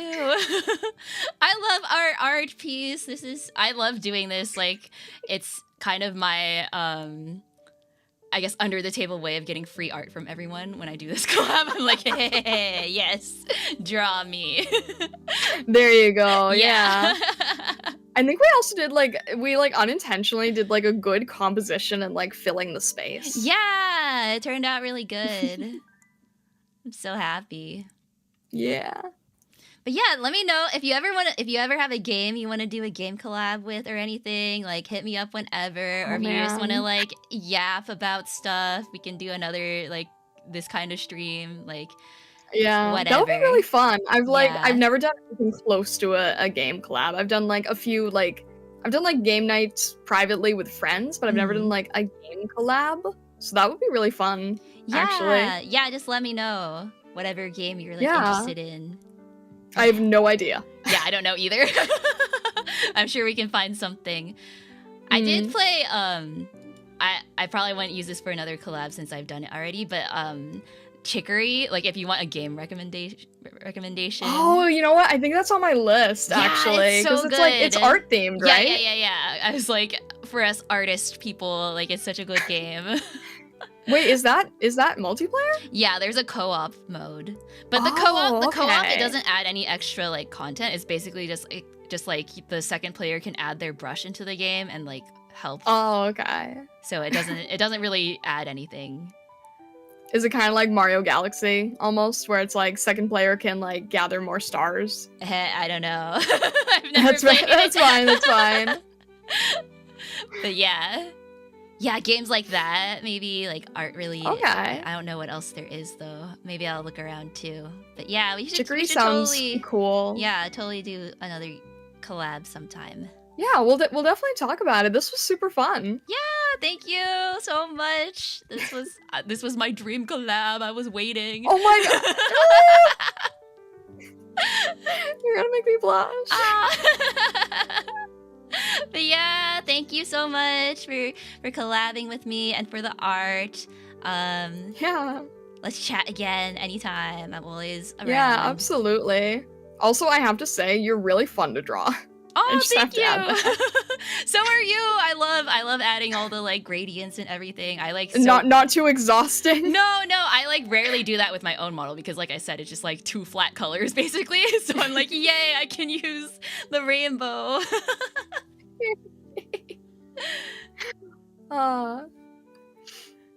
But yeah, thank you again. I'll go ahead and end the stream. Thank you guys so much for watching. Everyone go follow Thank you, Starlight guys. on everywhere. Go follow her Twitter, go follow her Twitch, go follow on IRIAM. Are you on Instagram? I used to be. I'm not really okay. active with Instagram now. But I Yeah. would say YouTube is probably like my big focus at the Go moment. follow her on YouTube, everyone. Let's get her to 1K subs. That would be great. Yeah. All right. Thanks guys for watching. I'll see y'all Thank you so much. Sunday, I think. I don't remember my own schedule. I'll figure it out later. Bye guys. I'll see Yana. Bye-bye.